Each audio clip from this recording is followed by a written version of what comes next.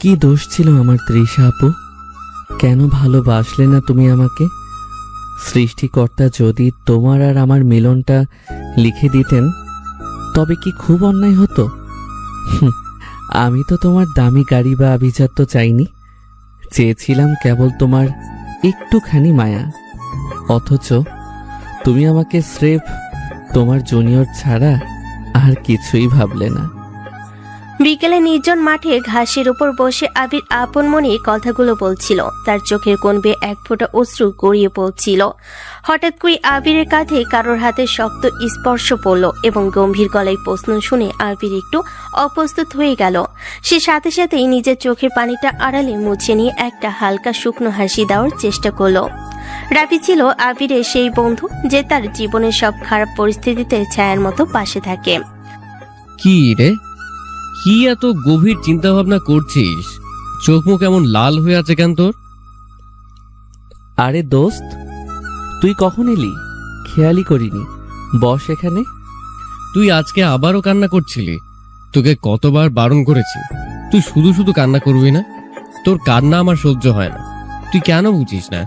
এই একটা মেয়ের জন্য তুই নিজেকে এভাবে তিলে তিলে শেষ করে দিচ্ছিস কেন? আরে কই, কি যে বলিস না। আমি কান্না করতে যাব কিসের জন্য? চোখে একটু ধুলো ঢুকেছিল মনে হয়। চল আমরা ক্যান্টিনের দিকে যাই। মনে হয় কবিররা চলে এসেছে। ওরা মনে হয় আমাদের জন্যই অপেক্ষা করছে। আবির খুব চালাকির সাথে পুরো বিষয়টা ঘুরিয়ে নিল। রাফি খুব ভালোভাবে বুঝতে পারল যে আবির তার মনের কষ্টটা আড়াল করার চেষ্টা করছে, কিন্তু সে আর কথা বাড়ালো না। দুজনে মিলে ধীর পায়ে ক্যান্টিনের দিকে এগিয়ে গেল। ক্যান্টিনে গিয়ে দেখলো তাদের পুরো ফ্রেন্ড সার্কেল সেখানে আড্ডায় মেতে আছে। এই যে আমাদের দুই মজনু সাহেব এসেছেন। তোদের জন্য সেই কখন থেকে আমরা এখানে বসে মাছি তাড়াচ্ছি। কোনো খবর আছে তোদের?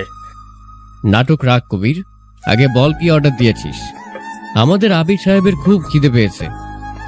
আমি তো 4 সিঙ্গারা অর্ডার দিয়েছি, কিন্তু আবিরের মুখটা এমন শুকনো কেন? কিরে আবির, আজও কি ম্যাডামের দেখা পাসনি? ধুর, তোরা না পারিসও। আমি ঠিক আছি।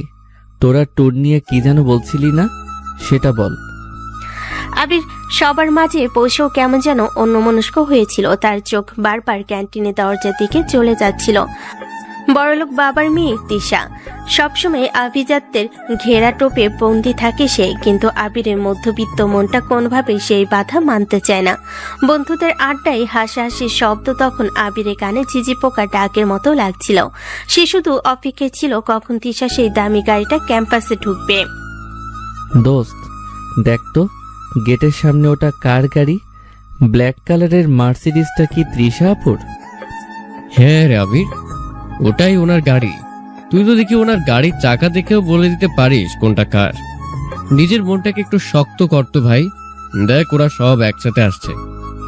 ক্যান্টিনের দরজায় এসে দাঁড়ালেন তিশা চৌধুরী আর তার দামি পোশাক পরা বন্ধুদের দল। তিশার পরনে ছিল হালকা নীল রঙের একটা সালোয়ার কামিজ, কানে হিরের ছোট্ট দুল। সে ঢুকতেই পুরো ক্যান্টিনের পরিবেশটা বদলে গেল। তিশার সাথে থাকা বান্ধবীরা উচ্চস্বরে হাসাহাসি করছিল। এই দেখ রিয়া, এই নোংরা ক্যান্টিনে বসে মানুষ চা খায় কি করে? এখানকার গন্ধটাই কেমন জানি অদ্ভুত। আর বলিস না তিশা, তোর বাবার ভার্সিটি বলে এই আশা, না হলে এই বস্তিতে কেউ পা দেয়? ওই দেখ কোনায় তোর সেই স্পেশাল ছোট ভাই আর তার সাঙ্গপাঙ্গরা বসে আছে। আরে তাই তো, এই যে আমাদের কবি সাহেব আমির। কিরে ভাই, আজও কি নতুন কোনো কবিতা লিখেছিস তৃষার জন্য, নাকি আজও দূর থেকে দেখেই দিন পার করবে? সোহেলের কথা শুনে তিশার পুরো ফ্রেন্ড সার্কেল হো হো করে হেসে উঠল। আবির মাথা নিচু করে নিজের চায়ের কাপের দিকে তাকিয়ে রইল। তার হাতগুলো কাঁপছে অপমানে। সোহেল ভাই, আমরা এখানে নিজেদের মতো আড্ডা দিচ্ছি, আমাদের নিয়ে মশকরা না করলে কি নয়? ও মা, দেখ তিশা, ছোট লোকের মুখে কত তেজ।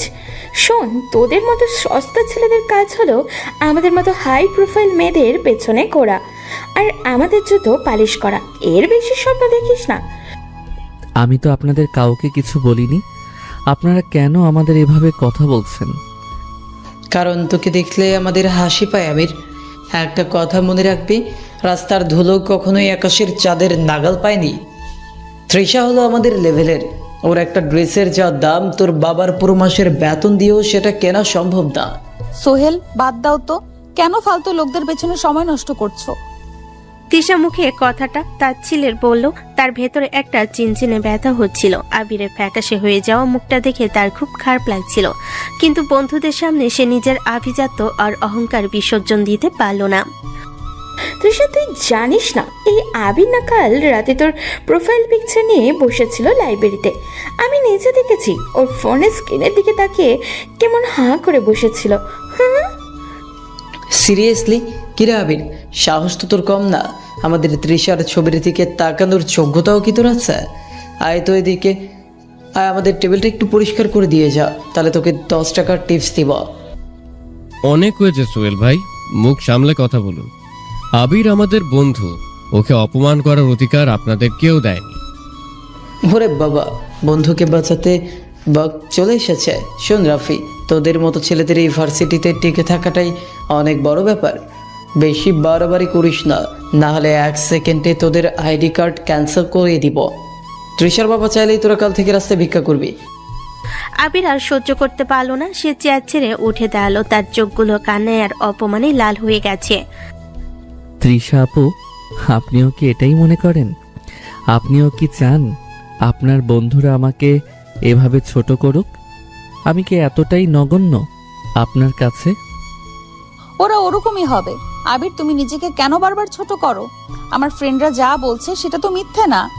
আমাদের আর তোমাদের মাঝে একটা বিশাল দেওয়াল আছে, সেটা মেনে নিলেই তো আর ঝামেলা হয় না। এখন যাও এখান থেকে, আমাদের আড্ডায় ডিস্টার্ব করো না। ঠিক বলেছিস তৃষা, এই আবেগ যা তো এখান থেকে।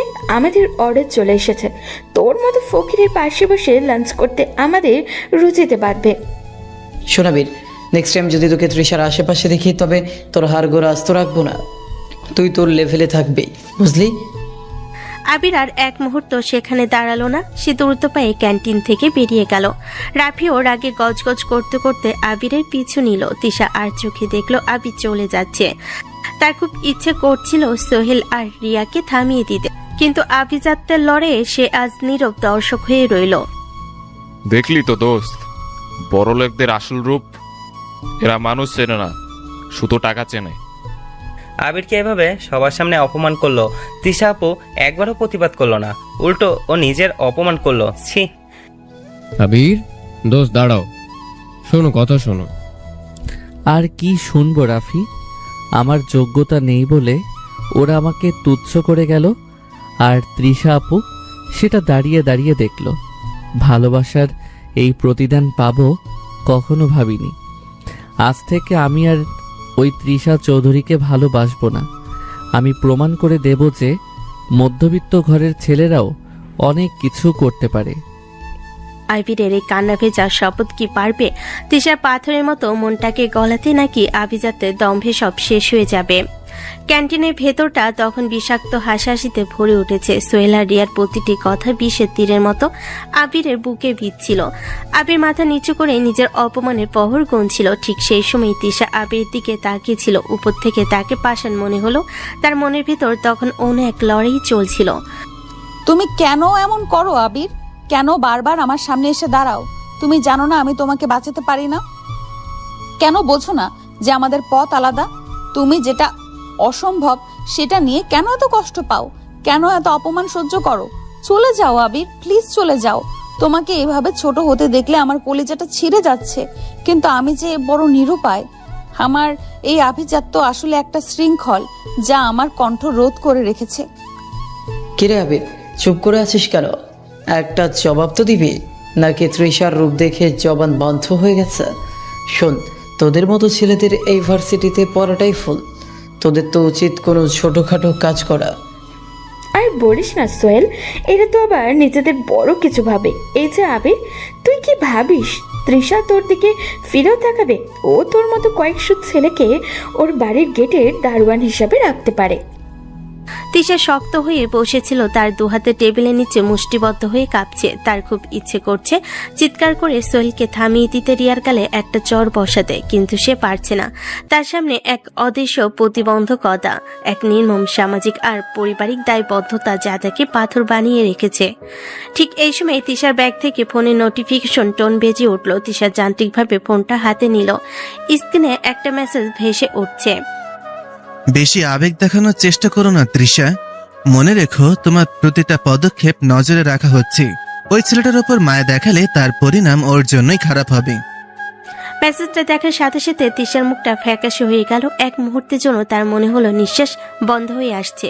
সে বুঝতে পারলো তাকে সারাক্ষণ কেউ অনুসরণ করছে। সে আর এক মুহূর্ত সেখানে বসার সাহস পেল না। তবে এই অজ্ঞাত ব্যক্তিটি আবিরের বড় কোনো ক্ষতি করে বসবে? সোহেল, রিয়া, তোমরা থামবে? অনেক হয়েছে, আমার আর এখানে ভালো লাগছে না। আমি আমার ডিপার্টমেন্টে যাচ্ছি। আর শোন আবির, তুমি নিজেকে নিজের জায়গায় রাখো, ফালতু স্বপ্ন দেখা বন্ধ করো। তিশা আর এক মুহূর্ত পিছনে ফিরে তাকালো না। সে দ্রুত পায়ে ক্যান্টিন থেকে বেরিয়ে নিজের ডিপার্টমেন্টের দিকে হাঁটতে শুরু করলো। তার চোখের কোণে জমে থাকা জলটুকু সে অতি কষ্টে আটকে রাখলো। অন্যদিকে আবির অপমানে নীল হয়ে এক জায়গায় দাঁড়িয়েছিল। তার মনে হচ্ছিল মাটিটা যদি ফাঁক হয়ে যেত তবে সে সেখানে ঢুকে পড়তো। আবির দোস্ত, চল এখান থেকে। ওদের কথায় কান দিস না, ওরা মানুষ না। আমি ঠিক আছি রাফি, তোরা যা, আমি ক্লাসে যাচ্ছি। আজ আমার ক্লাস আছে, ওটা মিস করা যাবে না। তুই এই অবস্থায় ক্লাস করবি? চল তোকে হোস্টেলে দিয়ে আসি। না রাফি, ক্লাস আমি করবই। আমাকে বড় হতে হবে, আমাকে সফল হতে হবে। আজ ওরা আমাকে অপমান করেছে কারণ আমার পরিচয় নেই। আমি আমার পরিচয় গড়ব। আবির নিজেকে সামলে নিয়ে ধীর পায়ে তার ক্লাসরুমের দিকে এগিয়ে গেল। ক্লাসে বসে লেকচার শুনলেও তার মনের পর্দায় বারবার তিশা আপুর সেই অবকার চাহনি ভেসে উঠছিল। সে ভাবছিল কেন তিশা আপু তাকে এভাবে দূরে সরিয়ে দিল, কেন তিনি একবারও তার বন্ধুদের থামালেন না। আবির কি জানতো তিশা তাকে ঘৃণা নয়, বরং তাকে বাঁচানোর জন্যই এই নিষ্ঠুর অভিনয় করছে। অন্যদিকে তিশা তার ডিপার্টমেন্টের বারান্দায় দাঁড়িয়ে শূন্য চোখে আকাশের দিকে তাকিয়েছিল। তার কানে তখনও বাজছিল বন্ধুদের সেই বিদ্রুপ। সে মনে মনে বলছিল, আমি তোমাকে ভালোবাসার অধিকার হারাইনি আবির, আমি তোমাকে রক্ষা করার অধিকারটুকুও হারিয়ে ফেলেছি। আমি এক এমন প্রতিবন্ধকতার শিকার যেখানে আমার মুখ খোলা মানেই হলো তোমার ধ্বংস। এই আবির, ক্লাসে মন দে, স্যার তোকে ডাকছেন। শিবলুর ডাকে আবির বাস্তবে ফিরে এলো। সে দেখলো শিক্ষক তার দিকে তাকিয়ে আছেন। আবির নিজেকে শক্ত করলো। তার চোখ এখন আর জলে নয়, বরং এক নতুন জেদে চলছে। সে জানে এই পথ অনেক কঠিন, সে হার মানবে না। কালকে সেই ভয়াবহ অপমানের পর আবিরের রাতটা কেটেছে চোখে জলে। আজ সকালে যখন সে ক্যাম্পাসে এলো তার দু চোখের নিচে কালি জমেছে। সে ক্লাসের একদম পেছনে বেঞ্চে এক মাথা নিচু করে বসেছিল, কিন্তু আজ পুরো ক্যাম্পাসের এক অদ্ভুত চাঞ্চল্য শোনা যাচ্ছে। তাদের ডিপার্টমেন্টে নতুন এক মেয়ে জয়েন করেছে, যে কিনা সৌন্দর্যে আর স্মার্টনেসে পুরো ভার্সিটিতে আগুন ধরিয়ে দিয়েছে। এ আবির, কিরে তুই এখনো মরা মানুষের মতো মুখ করে বসে আছিস? বাইরে গিয়ে দেখে আয়, আমাদের ক্লাসে কোনো পরিল্যান্ড করেছে। পুরো কলেজের ছেলেপুলে একদম হোঁচট খেয়ে পড়ছে ওর দেখার জন্য। আরে বাদ দে তো কবির, ওর মন ভালো নেই আর তুই আছিস পড়ি নিয়ে। কিন্তু সত্যি বলতে দোস্ত, মেয়েটা কিন্তু মারাত্মক, একদম স্টাইলিশ। আবির বন্ধুদের কথায় কোনো পাত্তাই দিল না। তার মাথায় কেবল তিশাপুর সেই অবকার হাসি আর এই মেসেজের রহস্যটা ঘুরপাক খাচ্ছিল। ঠিক তখনই ক্লাসরুমে একটা নিস্তব্ধতা নেমে এলো। হাই হিল জুতো খটখট শব্দ করে রুমে ঢুকলো নুসরাত। পরনে স্লিপলেস টপ আর জিন্স, কাঁধে দামি ব্যাগ। তার মায়াবী চেহারার দিকে তাকিয়ে ক্লাসের সবাই যেন চাতক পাখির মতো চেয়ে রইল। হাই এভরিওয়ান, আমি নুসরাত। আজ থেকে আমি তোমাদের সাথে ক্লাস করব। আশা করি আমরা ভালো বন্ধু হতে পারবো। নুসরাত হাসি মুখে সবার দিকে তাকাচ্ছিল। ছেলেরা প্রায় হুমড়ি খেয়ে পড়ল তার সাথে পরিচিত হওয়ার জন্য। কেউ কেউ ছিট ছেড়ে তাকে বসার জায়গা করে দিতে ব্যস্ত হয়ে পড়ল, কিন্তু নুসরাতের নজর গিয়ে ঠেকল পেছনের ওই ছেলেটার উপর, যে একবারের জন্য তার দিকে ফিরে তাকায়নি। আবির তখনও বাইরের জানালা দিয়ে তাকিয়ে কি যেন ভাবছিল। বাহ, ইন্টারেস্টিং তো। যাকে দেখার জন্য পুরো কলেজের ছেলেরা পাগল হয়ে আছে, এই ছেলেকে তাকে পাত্তাই দিচ্ছে না। এমনকি সে যে আমার দিকে একবার তাকাবে সে প্রয়োজনও বোধ করছে না। বিষয়টা তো বেশ রহস্যময়। এর সাথে তো কথা বলতেই হচ্ছে। নুসরাত ধীর পায়ে আবিরের বেঞ্চের দিকে এগিয়ে গেল। ক্লাসে সবাই হাঁ করে দেখছে নুসরাত কোথায় গিয়ে বসে। নুসরাত সরাসরি আবিরের পাশের খালি জায়গাটাতে বসলো। হ্যালো, এই যে মিস্টার জানালা, আমি কি এখানে বসতে পারি? অবশ্য আমি অলরেডি বসেই পড়েছি। আমি নুসরাত, আর তোমার নাম? আমি আবির। ওরে বাবা, আবির নামটা যতটা মিষ্টি তোমার গলার স্বত্ব তার চেয়েও বেশি গম্ভীর। তা আমি কি খুব বেশি কুৎসিত নাকি আমি ভূত যে তুমি একবার আমার দিকে তাকাচ্ছো না? না, সেরকম কিছু না। আসলে আমার একটু কাজ আছে। আপনি অন্য কোথাও বসলে ভালো হতো না? আমার পাশে বসলে আপনার বোরিং লাগবে। বোরিং? আমার লাইফে বোরিং বলে কোনো শব্দ নেই। আর তুমি যদি আমাকে আপনি করে বলো তবে আমি কিন্তু নিজেকে 80 বছরের বুড়ি মনে করা শুরু করব। আমাকে তুমি করে বলো। আর শোনো আবির, তোমার এই উদাস মুখটা দেখে মনে হচ্ছে তোমার উপর দিয়ে আস্ত একটা কালবৈশাখী ঝড় বয়ে গেছে। কি হয়েছে, ব্রেকআপ? দয়া করে পার্সোনাল বিষয়ে কথা বলবেন না। আমি আপনার সাথে আড্ডা দেওয়ার মুডে নেই। আহা, এত রাগ কেন? শোনো, আমি এই শহরে একদম নতুন। আমার কোনো ফ্রেন্ড নেই। আমি ভেবেছিলাম এই হ্যান্ডসাম ছেলেটার সাথে বন্ধুত্ব করব, কিন্তু এ তো দেখি বড্ড তেজি ঘোড়া। আচ্ছা, একটা জোকস শোনো। এক লোক ডাক্তারকে গিয়ে বলেছে, ডাক্তারবাবু আমার সব ভুলে যাওয়ার রোগ হয়েছে। ডাক্তার বলল, তা এটা কবে থেকে হয়েছে? লোকটা বলল, কি কবে থেকে হয়েছে? নুসরাত এক নাগারে পাগলের মতো বকবক করছিল আর আবিকে হাসানোর চেষ্টা করছিল। আবি প্রথমে বিরক্ত হলো নুসরাতের কথা বলার ধরন আর ওর ঠোঁটের শিশুতোষ আচরণে। তার ঠোঁটের কোণে হালকা হাসি রেখা ফুটে উঠল। আপনি মানে তুমি কি সবসময়ই এরকম পাগলামি করো? আরে এই তো, এই প্রথম তোমার দাঁতগুলো দেখতে পেলাম। যাক, অন্তত মানুষটা হাসতে জানে। শোনো আবির, জীবনটা খুব ছোট। কারোর জন্য বা কোনো কারণে মন খারাপ করে বসে থাকা মানে হলো নিজের আয়ও কমিয়ে ফেলা। দেখো আমি কত স্মার্ট, কত বিউটিফুল, তবু আমি তোমার পাশে বসে তোমার প্যানপ্যানানি শুনছি। এটা কি তোমার ভাগ্য নয়? হ্যাঁ, অনেক বড় ভাগ্য। তোমার কথা শুনলে যে কেউ হাসতে বাধ্য হবে। ব্যাস, এই তো চাই। এখন থেকে আমরা ফ্রেন্ড। আর কেউ তোমাকে জ্বালালে বা মন খারাপ করে দিলে আমাকে বলবে। আমি তাকে আমার এই হাই হিল দিয়ে সাইজ করে দেব। নুসরাত আর আবি যখন হাসাহাসি করে কথা বলছিল, ঠিক সেই সময় ক্লাসরুমের দরজার সামনে দিয়ে যাচ্ছিলেন তিশা। ক্লাসের ভেতর আবিরকে অন্য একটা মেয়ের সাথে হাসতে দেখে তিশার বুকের ভেতরটা হু হু করে উঠল। এক অজানা হিংসা বা জেলাসি তাকে গ্রাস করলো। সে ভাবলো তাকে বাঁচানোর জন্য নিজের সুখ বিসর্জন দিচ্ছে, আর ও কিনা 24 ঘন্টা পারও হলো না নতুন একটা মেয়ের সাথে প্রেমের জালে মজে গেল। আবির, তুমি কি এতই সস্তা? এত তাড়াতাড়ি আমাকে ভুলে গেলে? নাকি এই মেয়েটি তোমার জীবনে আসার কথা ছিল? কেন জানি সহ্য হচ্ছে না আবির। তোমাকে অন্য কারোর সাথে হাসতে দেখলে আমার খুব কষ্ট হচ্ছে, অথচ আমি তো নিজেই তোমাকে কাল তাড়িয়ে দিয়েছি। আবি লক্ষ্য করলো না তিশাকে, কিন্তু নুসরাত ঠিকই দেখলো দরজার ওপাশে দাঁড়িয়ে থাকা তিশার মলিন মুখটা। নুসরাতের চোখে এক রহস্যময় হাসি ফুটে উঠল। সে যেন জানতো তিশা ঠিক এই সময় এখান দিয়ে যাবে। কি রে আবির, ওই মেয়েটাকে দেখছিস? ও তো মনে হয় আমাদের দিকেই তাকিয়েছিল। তোমার পরিচিত নাকি? না, কেউ নেই তো। তুমি ভুল দেখছো। চলো ক্লাসে মন দেই। আবির কথা ঘোরালো তার মনে। নুসরাত এক চিলতে রোদের মতো কাজ করলো। কালকে সেই অন্ধকার যেন আজ কিছুটা কাটতে শুরু করেছে, কিন্তু তিশার মনের অন্ধকারটা যেন আরো ঘনীভূত হলো। সে বুঝতে পারলো আবিরকে নিজের আয়ত্তে রাখা এখন তার জন্য আরো কঠিন হবে। দিনগুলো অদ্ভুত এক নিয়মে বদলে যাচ্ছিল। আবির যে কিনা সারাদিন তিশাপুর বিরহের মিলন হয়ে থাকতো, সেই আবিরের আশেপাশে এখন সারাক্ষণ নুসরাতকে দেখা যায়। নুসরাত মেয়েটা এতই প্রাণবন্ত আর ওর কথা বলার ভঙ্গি এতই মিষ্টি যে আবির চাইলেও ওকে এড়িয়ে চলতে পারছে না। নুসরাত যেন এক মায়াবী জাদুকারী যে খুব কৌশলে আবিরের বিষণ্ণতা কাটিয়ে তুলছে। আবির, তুমি এই ম্যাথটা এখনো সলভ করতে পারোনি? এই নাও, আমি একদম সহজ পদ্ধতিতে করে দিচ্ছি। তবে শর্ত আছে। এটা বুঝে দেওয়ার পর তোমাকে আমাকে আইসক্রিম খাওয়াতে হবে। নুসরাত, তুমি কি সবকিছুর মধ্যে খাওয়া দাওয়া আর আবদার খুঁজে পাও? আমি এখানে সিরিয়াসলি পড়াশোনা করার চেষ্টা করছি। জীবনটাই তো একটা বড় সিরিয়াস বিষয় আবির, তাই ছোট ছোট মুহূর্তগুলোকে একটু মিষ্টি করে নিতে হয়। আর তুমি তো জানো আমি নাছর বান্দা, তুমি আইসক্রিম না খাওয়ানো পর্যন্ত আমি এখান থেকে এক পাও নড়ছি না। ঠিক আছে বাবা, হার মানলাম। তুমি সত্যি খুব মিষ্টি করে কথা বলতে পারো। তোমার সাথে রাগ করে থাকা বা তোমাকে এড়িয়ে যাওয়া অসম্ভব। চলো, লাইব্রেরির কাজটা শেষ করে তোমাকে আইসক্রিম খাওয়াবো। লাইব্রেরির বারান্দা থেকে শুরু করে ক্যাম্পাসের বকুলতলা পর্যন্ত এখনো প্রায় নুসরাত আর আবিরকে একসাথে দেখা যায়। আবির এখন আর তিশার গাড়ির অপেক্ষায় গেটের দিকে তাকিয়ে থাকে না।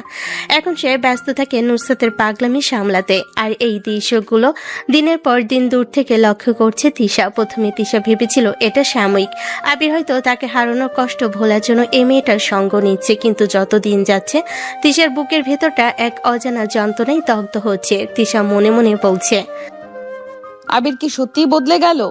ওই মেয়েটার সাথে ও এত প্রাণ খুলে হাসছে কি করে?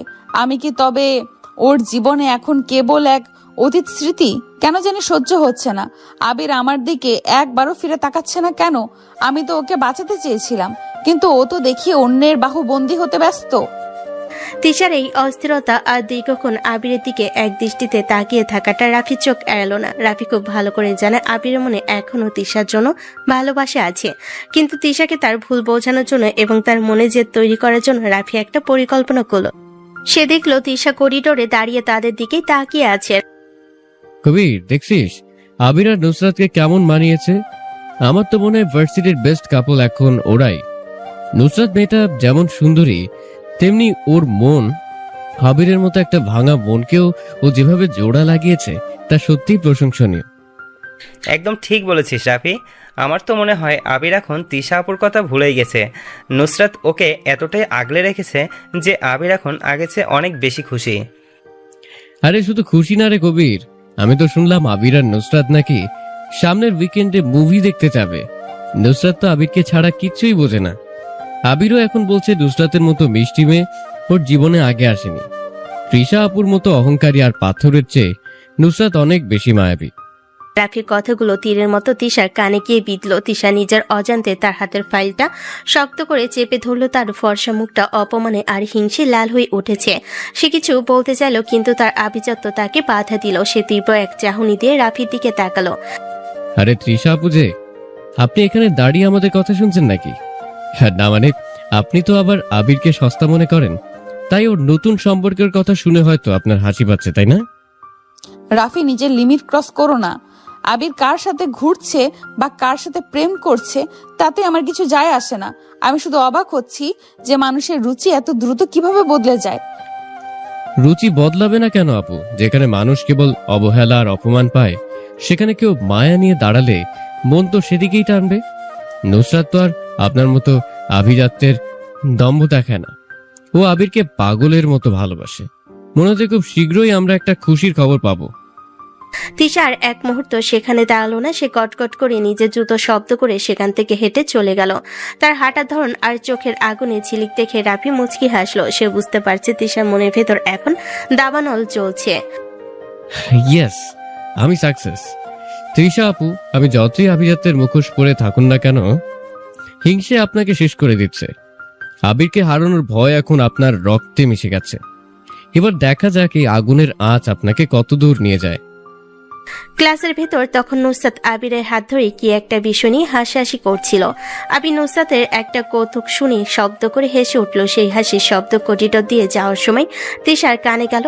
তিশার মনে হলো কেউ তার কলিজায় গরম জল ঢেলে দিচ্ছে। সে ওয়াশরুমে গিয়ে আয়নার সামনে দাঁড়ালো। নিজের প্রতিবিম্ব দেখে সে নিজেই অবাক হলো। তার চোখে জল, অথচ সে তো কান্নার মেয়ে নয়। কেন আমার এমন হচ্ছে? আবির তো কেবল আমার একটা জুনিয়র ছিল। ও অন্য কারোর সাথে থাকলে আমার কেন এত কষ্ট হচ্ছে? আমি কি তবে সত্যিই ওকে ভালোবেসে ফেলেছি? কিন্তু আমি যে মুখ ফুটে বলতে পারছি না। ওই নুসরাত মেয়েটা কে? ও কোথা থেকে এসে আমার সাজানো বাগানটা তছনছ করে দিচ্ছে? তিশার ভিতর এক চরম দ্বন্দ্ব কাজ করছে। একদিকে তার পরিবারের গোপন রহস্য আর আভিজাত্য, অন্যদিকে আবিরকে হারানোর তীব্র ভয়। সে বুঝতে পারছে না সে ঠিক কি করবে। কিন্তু নুসরাত আর আবিরের এই ঘনিষ্ঠতা তাকে কোনোভাবে শান্তিতে থাকতে দিচ্ছে না। সে ঠিক করলো তাকে কিছু একটা করতে হবে। সে আবিরকে এত সহজে অন্য কারোর হাতে ছেড়ে দিতে পারবে না। তাকে সারা জীবন ঘৃণা বা অপমানের অভিনয় করতে হলে হোক। ভার্সিটি করিডোর দিয়ে আবির আপন মনে হেঁটে যাচ্ছিল। তার মাথায় তখনও নুসরাতের বলা শেষ যোগটা ঘুরপাক খাচ্ছিল, কিন্তু সে জানতো না এই হাসির আড়ালে অন্য কেউ তার উপর নজর রাখছে। হঠাৎ করে একটা শক্ত হাত আবিরের কবজি চেপে ধরল। কিছু বুঝে ওঠার আগেই তাকে হ্যাসকা টান দিয়ে করিডোরের পাশের একটা অন্ধকার ও নির্জন স্টোরি রুমের ভিতর নিয়ে যাওয়া হলো। আবির আতঙ্কে চিৎকার করতে চাইল, কিন্তু অপরপক্ষ খুব দ্রুত তার অন্য হাত দিয়ে আবিরের মুখ শক্ত করে চেপে ধরল। আবির ধস্তাধস্তি করছিল, কিন্তু সামনের মানুষটির গায়ে ঘ্রাণ নাকে আসতে সে অস্থির হয়ে গেল। এই পরিচিত পারফিউমের ঘ্রাণ সে হাজার ভিড়ও চিনতে পারে। আবির অবাক হয়ে তাকিয়ে দেখল সামনে দাঁড়িয়ে আছে তিশা চৌধুরী। তার চোখ দুটো রাগে আর অভিমানে টকটকে লাল হয়ে আছে। একদম চিৎকার করবি না, চুপচাপ দাঁড়িয়ে থাক। তিশা ধীরে ধীরে আবিরের মুখ থেকে হাত সরিয়ে নিল। আবির হাঁপাচ্ছিল। সে কিছুক্ষণ স্তম্ভিত হয়ে তিশার দিকে তাকিয়ে রইল। তার বিশ্বাসই হচ্ছিল না সে সেই অহংকারী তিশা, যে কিনা তাকে সবার সামনে অপমান করছিল। তৃষা আপু, আপনি এখানে এভাবে আমাকে টেনে আনলেন কেন? আর আপনি তো আমাকে সবার সামনে বলেছিলেন আপনার আড্ডায় যেন ডিস্টার্ব না করি, তাহলে এখন কেন মাঝ রাস্তায় আমার হাত ধরলেন? সমস্যা কি তোর আবির? তুই নিজেকে ভাবিস কি বলতো? তোর সাহস তো কম না।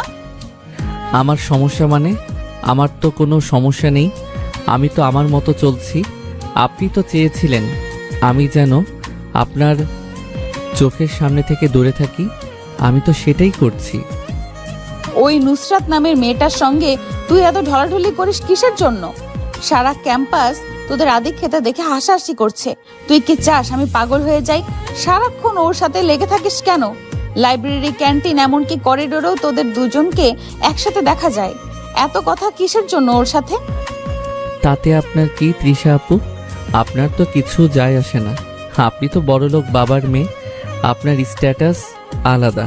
আমি কার সাথে কথা বলছি, কার সাথে ঘুরছি, তাতে আপনার মাথা ব্যথার তো কোনো কারণ দেখছি না।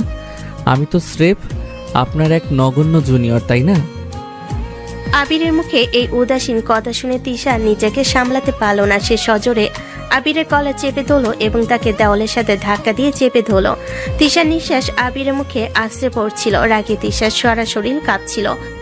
একদম খুন করে ফেলবো তোকে আবির। যদি আর একবার ওই মেয়ের ধারে কাছেও তোকে দেখি, তবে তোর কপালে দুঃখ আছে। তুই কি ভাবিস আমি কিছু বুঝি না?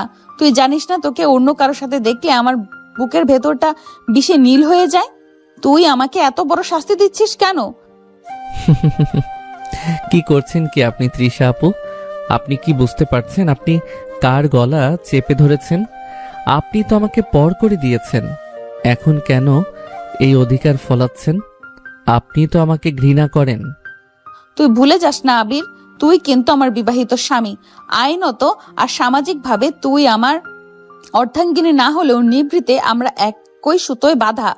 আমাদের বিয়ের কথা কেউ জানে না বলে তুই কি নিজেকে ব্যাচেলর ভাবা শুরু করেছিস?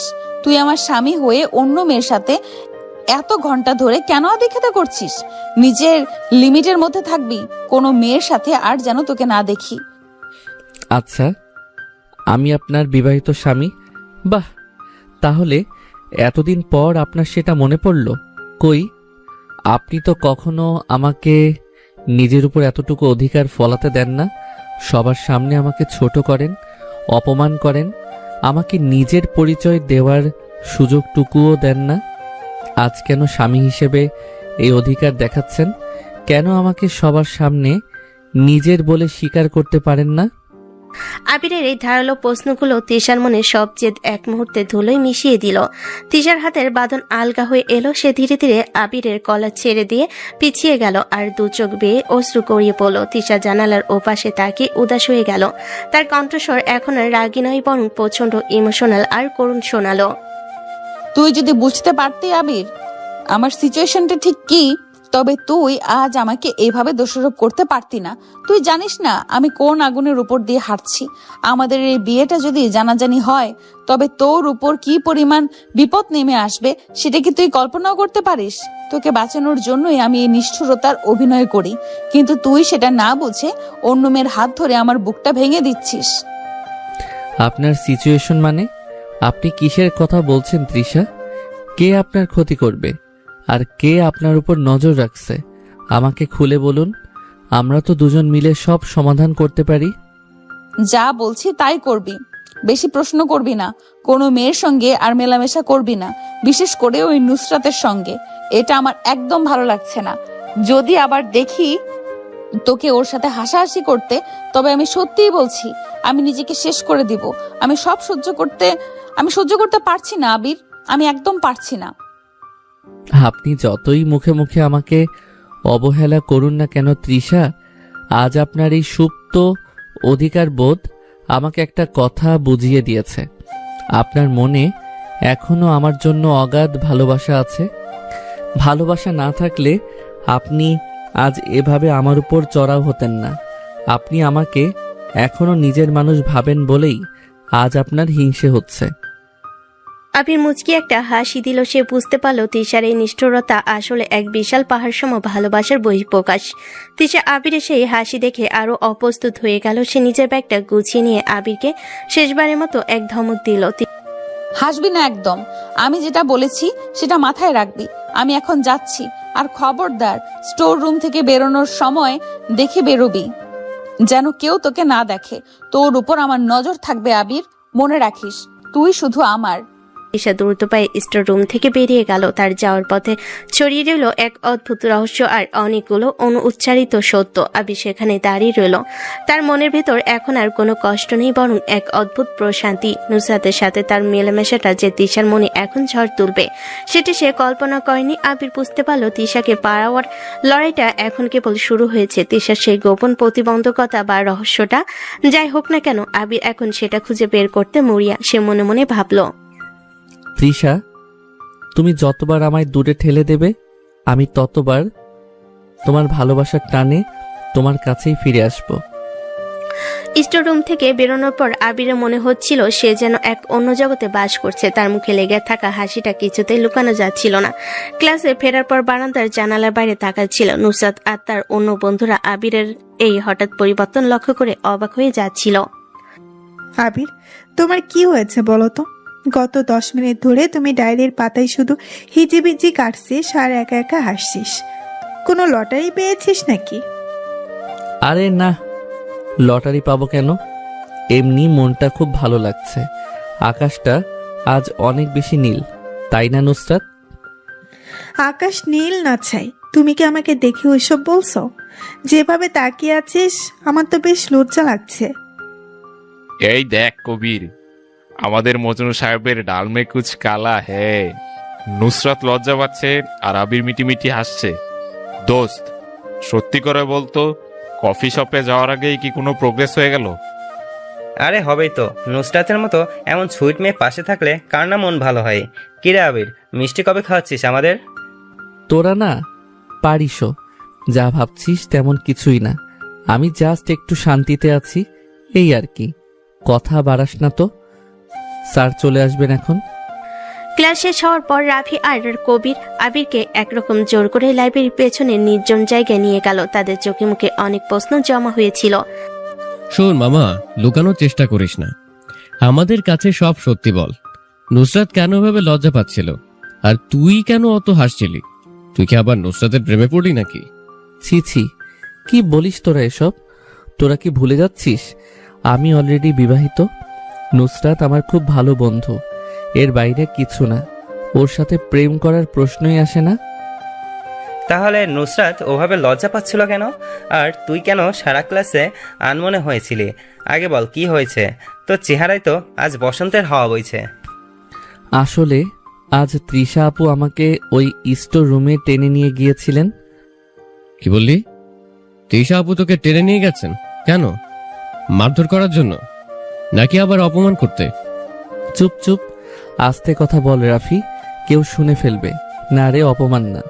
উনি আজ আমার উপর ভীষণ রেগেছিলেন, কারণ আমি নুসরাতের সাথে কেন এত মেলামেশা করছি। উনি আমার সাথে কেন এত উনি আমার কলার চেপে ধরে শাসন করছিলেন।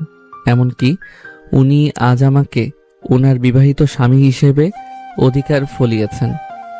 বিশ্বাস করো রাফি, ওনার চোখে আমি আজ নিজের জন্য হিংসে দেখেছি। মানে বুঝলাম না, যে মেয়ে তোকে সবার সামনে ফকির বলে গাল দেয়, সে আড়ালে গিয়ে স্বামী বলে অধিকার ফলায়, আর তুই এতে খুশি হচ্ছিস? হ্যাঁ রে রাফি, কারণ আমি জানতাম ওনার ভেতরে আমার জন্য ভালোবাসা আছে, কিন্তু আজ সেটা প্রমাণিত হলো। উনি যখন বলছিলেন যে অন্য মেয়ের সাথে ঢলাঢলি ওনার একদম ভালো লাগে না, তখন ওনার গলার স্বরে আমি আমার প্রতি একটা সুপ্ত অধিকার বোধ পেয়েছি। এটাই তো আমি চেয়েছিলাম। ইয়েস, আমি জানতাম এটা কাজে দেবে।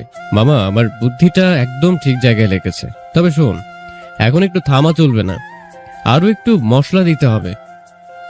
আরও একটু মশলা দিতে হবে মানে? আমি তো কিছুই বুঝতে পারছি না, কিসের মশলা? তোর বুঝতে হবে না বাবা, তুই যেমন আছিস তেমনটাই থাক। নুসরাতের সাথে আগের মতোই কথা বলা, হাসাহাসি করা আর ক্যাম্পাসে ঘোরাফেরা চালিয়ে যায়। এমনকি সুযোগ পেলে তৃষা আপুর সামনেই নুসরাতকে একটু বেশি অ্যাটেনশন দিবি। পাগল হয়েছিস রাফি? উনি আজকেই আমাকে শাসিয়ে গিয়েছেন, এরপর যদি আবার দেখে তবে উনি তো সত্যি আমায় খুন করে ফেলবেন। ওনার যে রাগ! আরে বোকা, উনি খুন করবেন না, উনি আরো বেশি পাগলামি করবেন। আর ওই পাগলামি থেকেই ওনার মনের সব কথা বের হয়ে আসবে। একটা কথা সবসময় মাথায় রাখবে, মেয়েরা পৃথিবীর সবকিছু ভাগ দিতে পারে, কিন্তু নিজের স্বামীর ভাগ কখনোই অন্য কোনো মেয়েকে দিতে পারে না। তৃষা আপুর ইগো ভাঙার এটাই একমাত্র রাস্তা। কিন্তু নুসরাতকে ব্যবহার করা কি ঠিক হচ্ছে? ও যদি অন্য কিছু ভেবে বসে? নুসরাতের বিষয়টা আমি দেখছি, তুই শুধু তোর কাজ চালিয়ে যা। দেখবি খুব শীঘ্রই তৃষা আপু নিজে এসে তোকে সবার সামনে বুক চিরে ভালোবাসার কথা বলবে। তোদের এই বিয়ে যে আর গোপন থাকবে না, সেটা আমি গ্যারান্টি দিচ্ছি। জানি না তোরা কি করতে চাইছিস, তবে তৃষা আপুর ওই মায়াবী শাসনের মুখে পড়ার জন্য আমি বারবার নুসরাতের সাথে অভিনয় করতে রাজি। আজ প্রথম মনে হচ্ছে আমাদের এই অসম সম্পর্কের একটা ভবিষ্যৎ আছে। রাফি আর কবির আবিরের কাঁধে হাত দিয়ে হাসাহাসি করতে করতে এগিয়ে গেল। আবিরের মনে এখন এক নতুন পরিকল্পনা। অন্যদিকে তিশা এখন নিজের ক্লাসে বসে জানালা দিয়ে নিচে আবির আর রাফিদের হাসাহাসি দেখছিল। তার বুকের ভেতর আবার সেই হিংসে দানা বাঁধছিল। রাফি আর আবিরের কথা শেষ হতে না হতে নুসরাত সেই করিডোর দিয়ে তাদের দিকে এগিয়ে আসছিল। নুসরাতের হাতে কয়েকটা নোটবুক আর মুখে সেই চিরচেনা অমলিন হাসি। দূর থেকে তিশা তার ডিপার্টমেন্টের বারান্দা থেকে এই দৃশ্য স্পষ্ট দেখতে পাচ্ছিল। তিশার মনে হচ্ছিল আবিরকে ওর কথা না মানার শাস্তি দেওয়া উচিত। সে বুঝতে পারছিল না তার স্বামী অন্য একটা মেয়ের সাথে এভাবে বসে আছে কিভাবে। তিশা মনে হচ্ছিল আবিরকে তাকে হারানোর ভয় পায় না। নুসরাত কথা বলার সময় মাঝে মাঝে আবিরে খুব কাছে চলে আসছিল, যা দূর থেকে দেখলে যে কেউ ভুল বুঝবে। তিশা নিজের রুমে জানালা দিয়ে এক দৃষ্টিতে সেদিকে তাকিয়েছিল। আবির, এই নাও তোমার কালকের নোটসগুলো। আমি সারা রাত জেগে তোমার জন্য এগুলো গুছিয়েছি। তুমি কিন্তু বলেছিলে না যে এই চ্যাপ্টারটা তোমাকে খুব কঠিন লাগে? এখন দেখো আমি কত সহজ করে লিখেছি। সত্যি নুসরাত, তুমি আমার জন্য অনেক করছো। এত পরিশ্রম করার কি দরকার ছিল? আমি তো নিজেই কোনোভাবে ম্যানেজ করে নিতাম। দরকার ছিল আবির, কারণ আমি চাই তুমি যেন এই সেমিস্টারে সব থেকে ভালো রেজাল্ট করো। আর বন্ধুদের জন্য এইটুকু যদি না করতে পারি তবে কিসের বন্ধুত্ব? আচ্ছা চলো আমরা ওই বকুলতলায় গিয়ে বসি, ওখানে বসে তোমাকে এই টপিকটা একটু বুঝিয়ে দেই। হ্যাঁ আবির, যা না। নুসরাত যখন এত কষ্ট করে নিয়ে এসেছে তখন তো তোর যাওয়া উচিত। তোরা যা, আমি আর কবির একটু আসছি। আবির আর নুসরাত হাসাহাসি করতে করতে বকুলতলার দিকে এগিয়ে গেল। সেখানে গিয়ে তারা বেশ কাছাকাছি বসে পড়াশোনা শুরু করলো। তিশা নিজেকে স্থির রাখতে পারল না, সে গটগট করে সিঁড়ি দিয়ে নিচে নেমে এলো।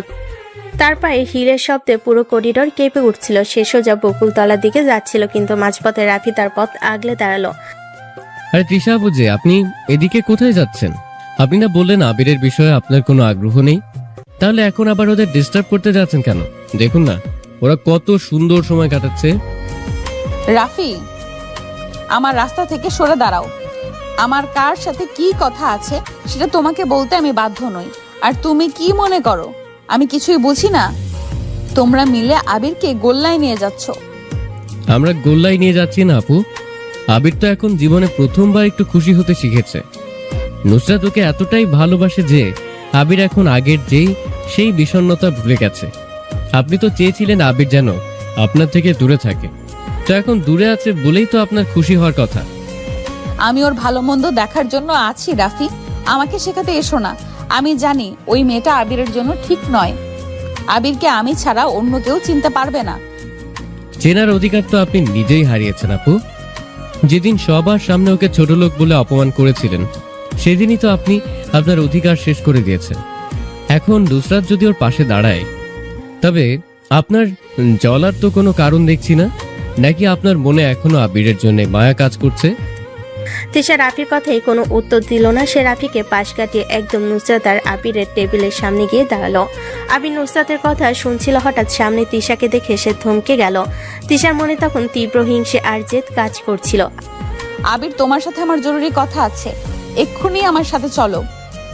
তৃষা আপু, আপনি দেখতেই পাচ্ছেন আমি এখন পড়াশোনা করছি। নুসরাত আমাকে পড়া বুঝিয়ে দিচ্ছে। আপনার যা কথা আছে সেটা পরে বললে হয় না? হ্যাঁ তিশা আপু, আবির তো এখন ব্যস্ত, আপনি চাইলে পরে ওর সাথে কথা বলতে পারেন। আর আপনি তো ওকে সবসময় বকাঝকা করেন, এখন আবার কি হলো? আমি তোমার সাথে কথা বলছি না নুসরাত, আমি আবিরের সাথে কথা বলছি। আবির, আমি শেষবারের মতো বলছি, আমার সাথে আসো, নইলে এইখানে সবার সামনে এমন কিছু করব যা তুমি কল্পনাও করতে পারবে না। আপনি সবসময় এমন করেন কেন? আমি কি আপনার কেনা গোলাম? যখন ইচ্ছা ডাকবেন আর যখন ইচ্ছা অপমান করবেন আমি আসবো না? আবিরের এই সরাসরি প্রত্যাখ্যান তিশাকে একদম নাড়িয়ে দিল। তিশা দেখলো আশেপাশে অনেক ছাত্রছাত্রী তাদের দিকে তাকিয়ে আছে। সে নিচু স্বরে আবিরের কানে কাছে গিয়ে মুখ নিয়ে এলো। তুই কি চাস আমি এখন এখানে চেঁচিয়ে বলি যে তুই আমার কে হোস? তুই যদি এখানে না আসিস তবে আমি সবাইকে বলবো তুই আমার বিবাহিত স্বামী। তারপর দেখবো নুসরাত তোর পাশে বসে কিভাবে পড়াশোনা করে। আপনি কি পাগল হয়ে গেছেন? এসব কি বলছেন? আমি পাগল হয়ে গেছি কিনা সেটা তুই একটু পরেই বুঝতে পারবি, চল আমার সাথে। আবির দেখলো পরিস্থিতি খারাপের দিকে যাচ্ছে। সে বাধ্য হয়ে নুসরাতের কাছ থেকে বিদায় নিয়ে তিশার পেছনে পেছনে হাঁটতে শুরু করলো। নুসরাত সেখানে বসে মুচকি হাসছিল। সে জানতো এই পরিকল্পনাটা কাজে দেবে। রাফি আড়াল থেকে সাহস দিল। তিশা আবিরকে নিয়ে ভার্সিটির পেছনের একদম নির্জন একটা বাগানে চলে গেল।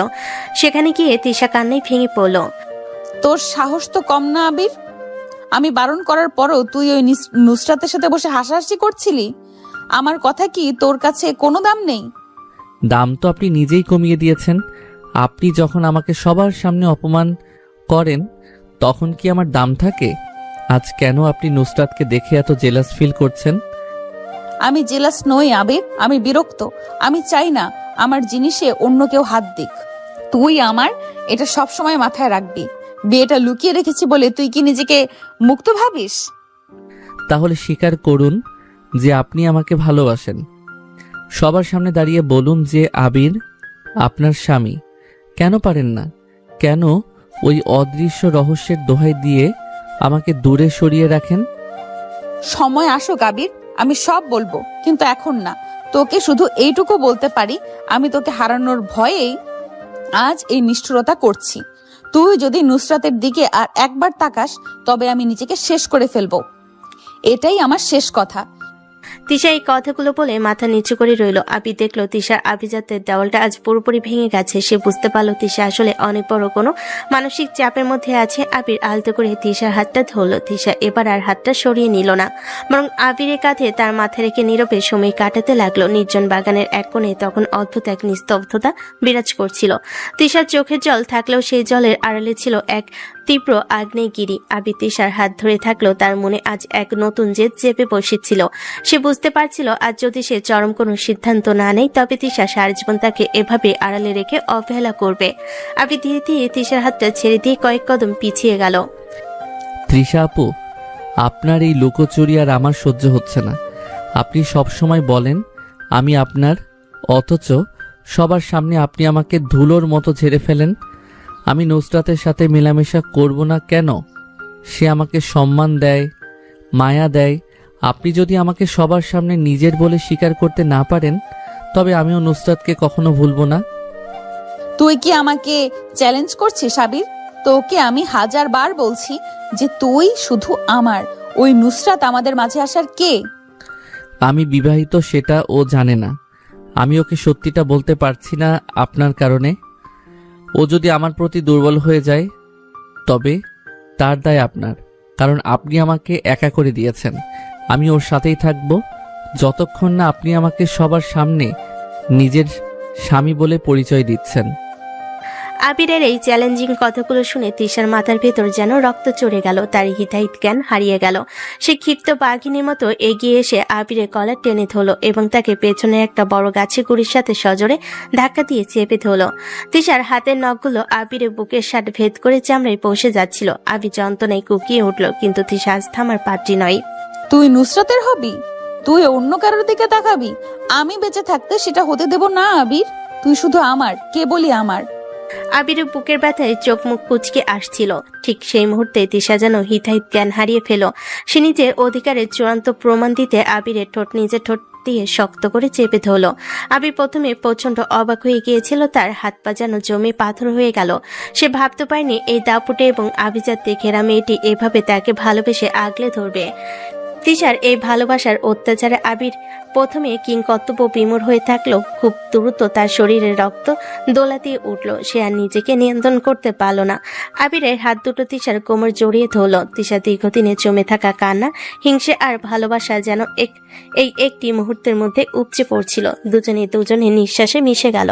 বাগানে সেই নির্জনতার সাক্ষী হয়ে রইল তাদের এই অসম গভীর প্রেমের। অনেকটা সময় পার হয়ে যাওয়ার পর যখন দুজনে নিঃশ্বাস ভারী হয়ে এলো, তখন তৃষা ধীরে ধীরে আবিরকে ছেড়ে দিল। দুজনের ঠোঁটে তখন রক্তের আভা এবং নোনা জলের স্বাদ মিশেছিল। আবিরও তখন হাঁপাচ্ছিল এবং তার চোখ দুটো আচ্ছন্ন হয়েছিল এক অদ্ভুত নেশায়। আমি কিন্তু তোকে কখনোই ছেড়ে দেব না আবির, বলে দিলাম। তুই আমার সিচুয়েশনটা কেন বুঝছিস না? তোকে আমি বারবার বলছি যে আমি একটা ভয়াবহ ঝামেলার মধ্যে ফেসে আছি, সেখান থেকে আমাকে একটু বেরোতে দে। তুই আমাকে সময় দিচ্ছিস না কেন?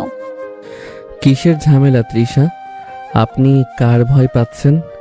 আমাদের তো বিয়ে হয়ে গেছে, তবে ভয় কিসের? আমাকে সব বলুন, আমি আপনার জন্য জান দিয়ে দেব। জান দেওয়া এত সহজ না আবির। আমি যদি এখন তোকে আমার স্বামী বলে পরিচয় দেই, তবে কাল সকালেই হয়তো তার লাশ পাওয়া যাবে। আমার বাবা এবং তার পেছনের শক্তি কতটা ভয়ঙ্কর সেটা তুই কল্পনাও করতে পারবি না। আমাকে একটু সময় দে, আমি সবকিছু গুছিয়ে নিচ্ছি, কিন্তু খবরদার। তৃষা হুট করে তার নরম স্বভাব বদলে আবার সেই আগের মতো গম্ভীর হয়ে গেল। সে আবিরের শার্টের কলারটা ঠিক করে দিয়ে তার চোখের দিকে তীক্ষ্ণ নজরে তাকালো। তোকে যদি আর একবার ওই নুসরাতের আশেপাশে দেখেছি, তবে আমার চেয়ে খারাপ আর কেউ হবে না। আমি কি করতে পারি সেটা তুই আজ নিশ্চয়ই টের পেয়েছিস।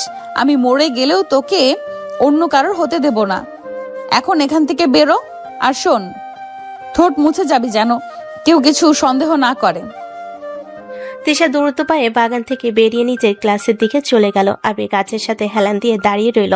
তার মনে আজ এক অদ্ভুত বিজয় উল্লাস কাজ করছে। সে বুঝতে পেরেছে তৃষা তাকে কতটা গভীরভাবে ভালোবাসে।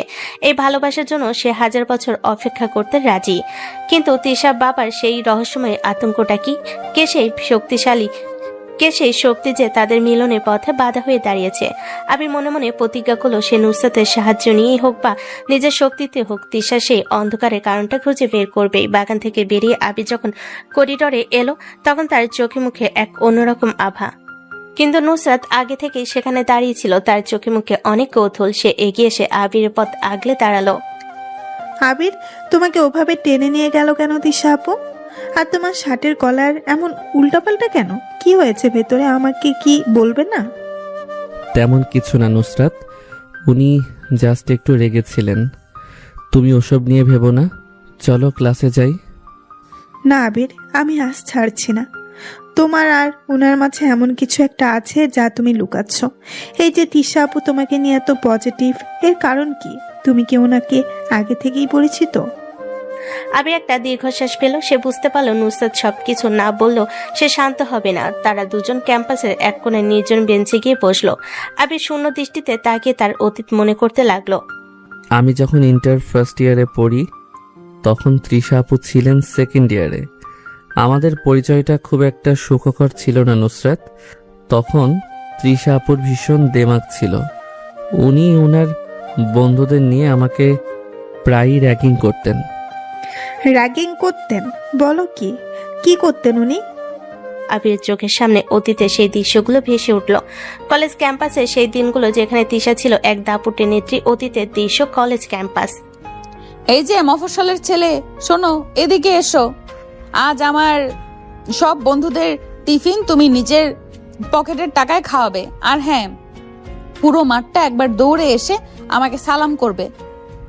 আপু, আমি তো কিছু করিনি, আমার কাছে এত টাকা নেই। আর আমি কেন দৌড়াবো? আমি পড়তে এসেছি এখানে। মুখে মুখে তর্ক, সাহস তো তোর কম না। এই রিমন, ধর তো একে। একে আজ বোঝাতে হবে তৃষা চৌধুরীর সাথে কথা বলার ফল কি। আপু প্লিজ আমাকে ছেড়ে দিন, আমি কথা দিচ্ছি আর আপনাদের সামনে আসবো না। সামনে তো আসবিই না, কারণ তুই আজ থেকে আমাদের জুতো পরিষ্কার করবি। যদি না করিস তবে কাল থেকে কলেজে ঢোকা বন্ধ করে দেব। বর্তমান এভাবেই চলতো প্রতিদিন। আমি সবটা মুখ বুঝে সহ্য করে নিতাম, কারণ আমার রেজাল্ট ভালো করা খুব দরকার ছিল। আমি পড়াশোনায় খুব ভালো ছিলাম, বিশেষ করে ম্যাথ আর ফিজিক্সে আমার দক্ষতা ছিল সবার চেয়ে বেশি।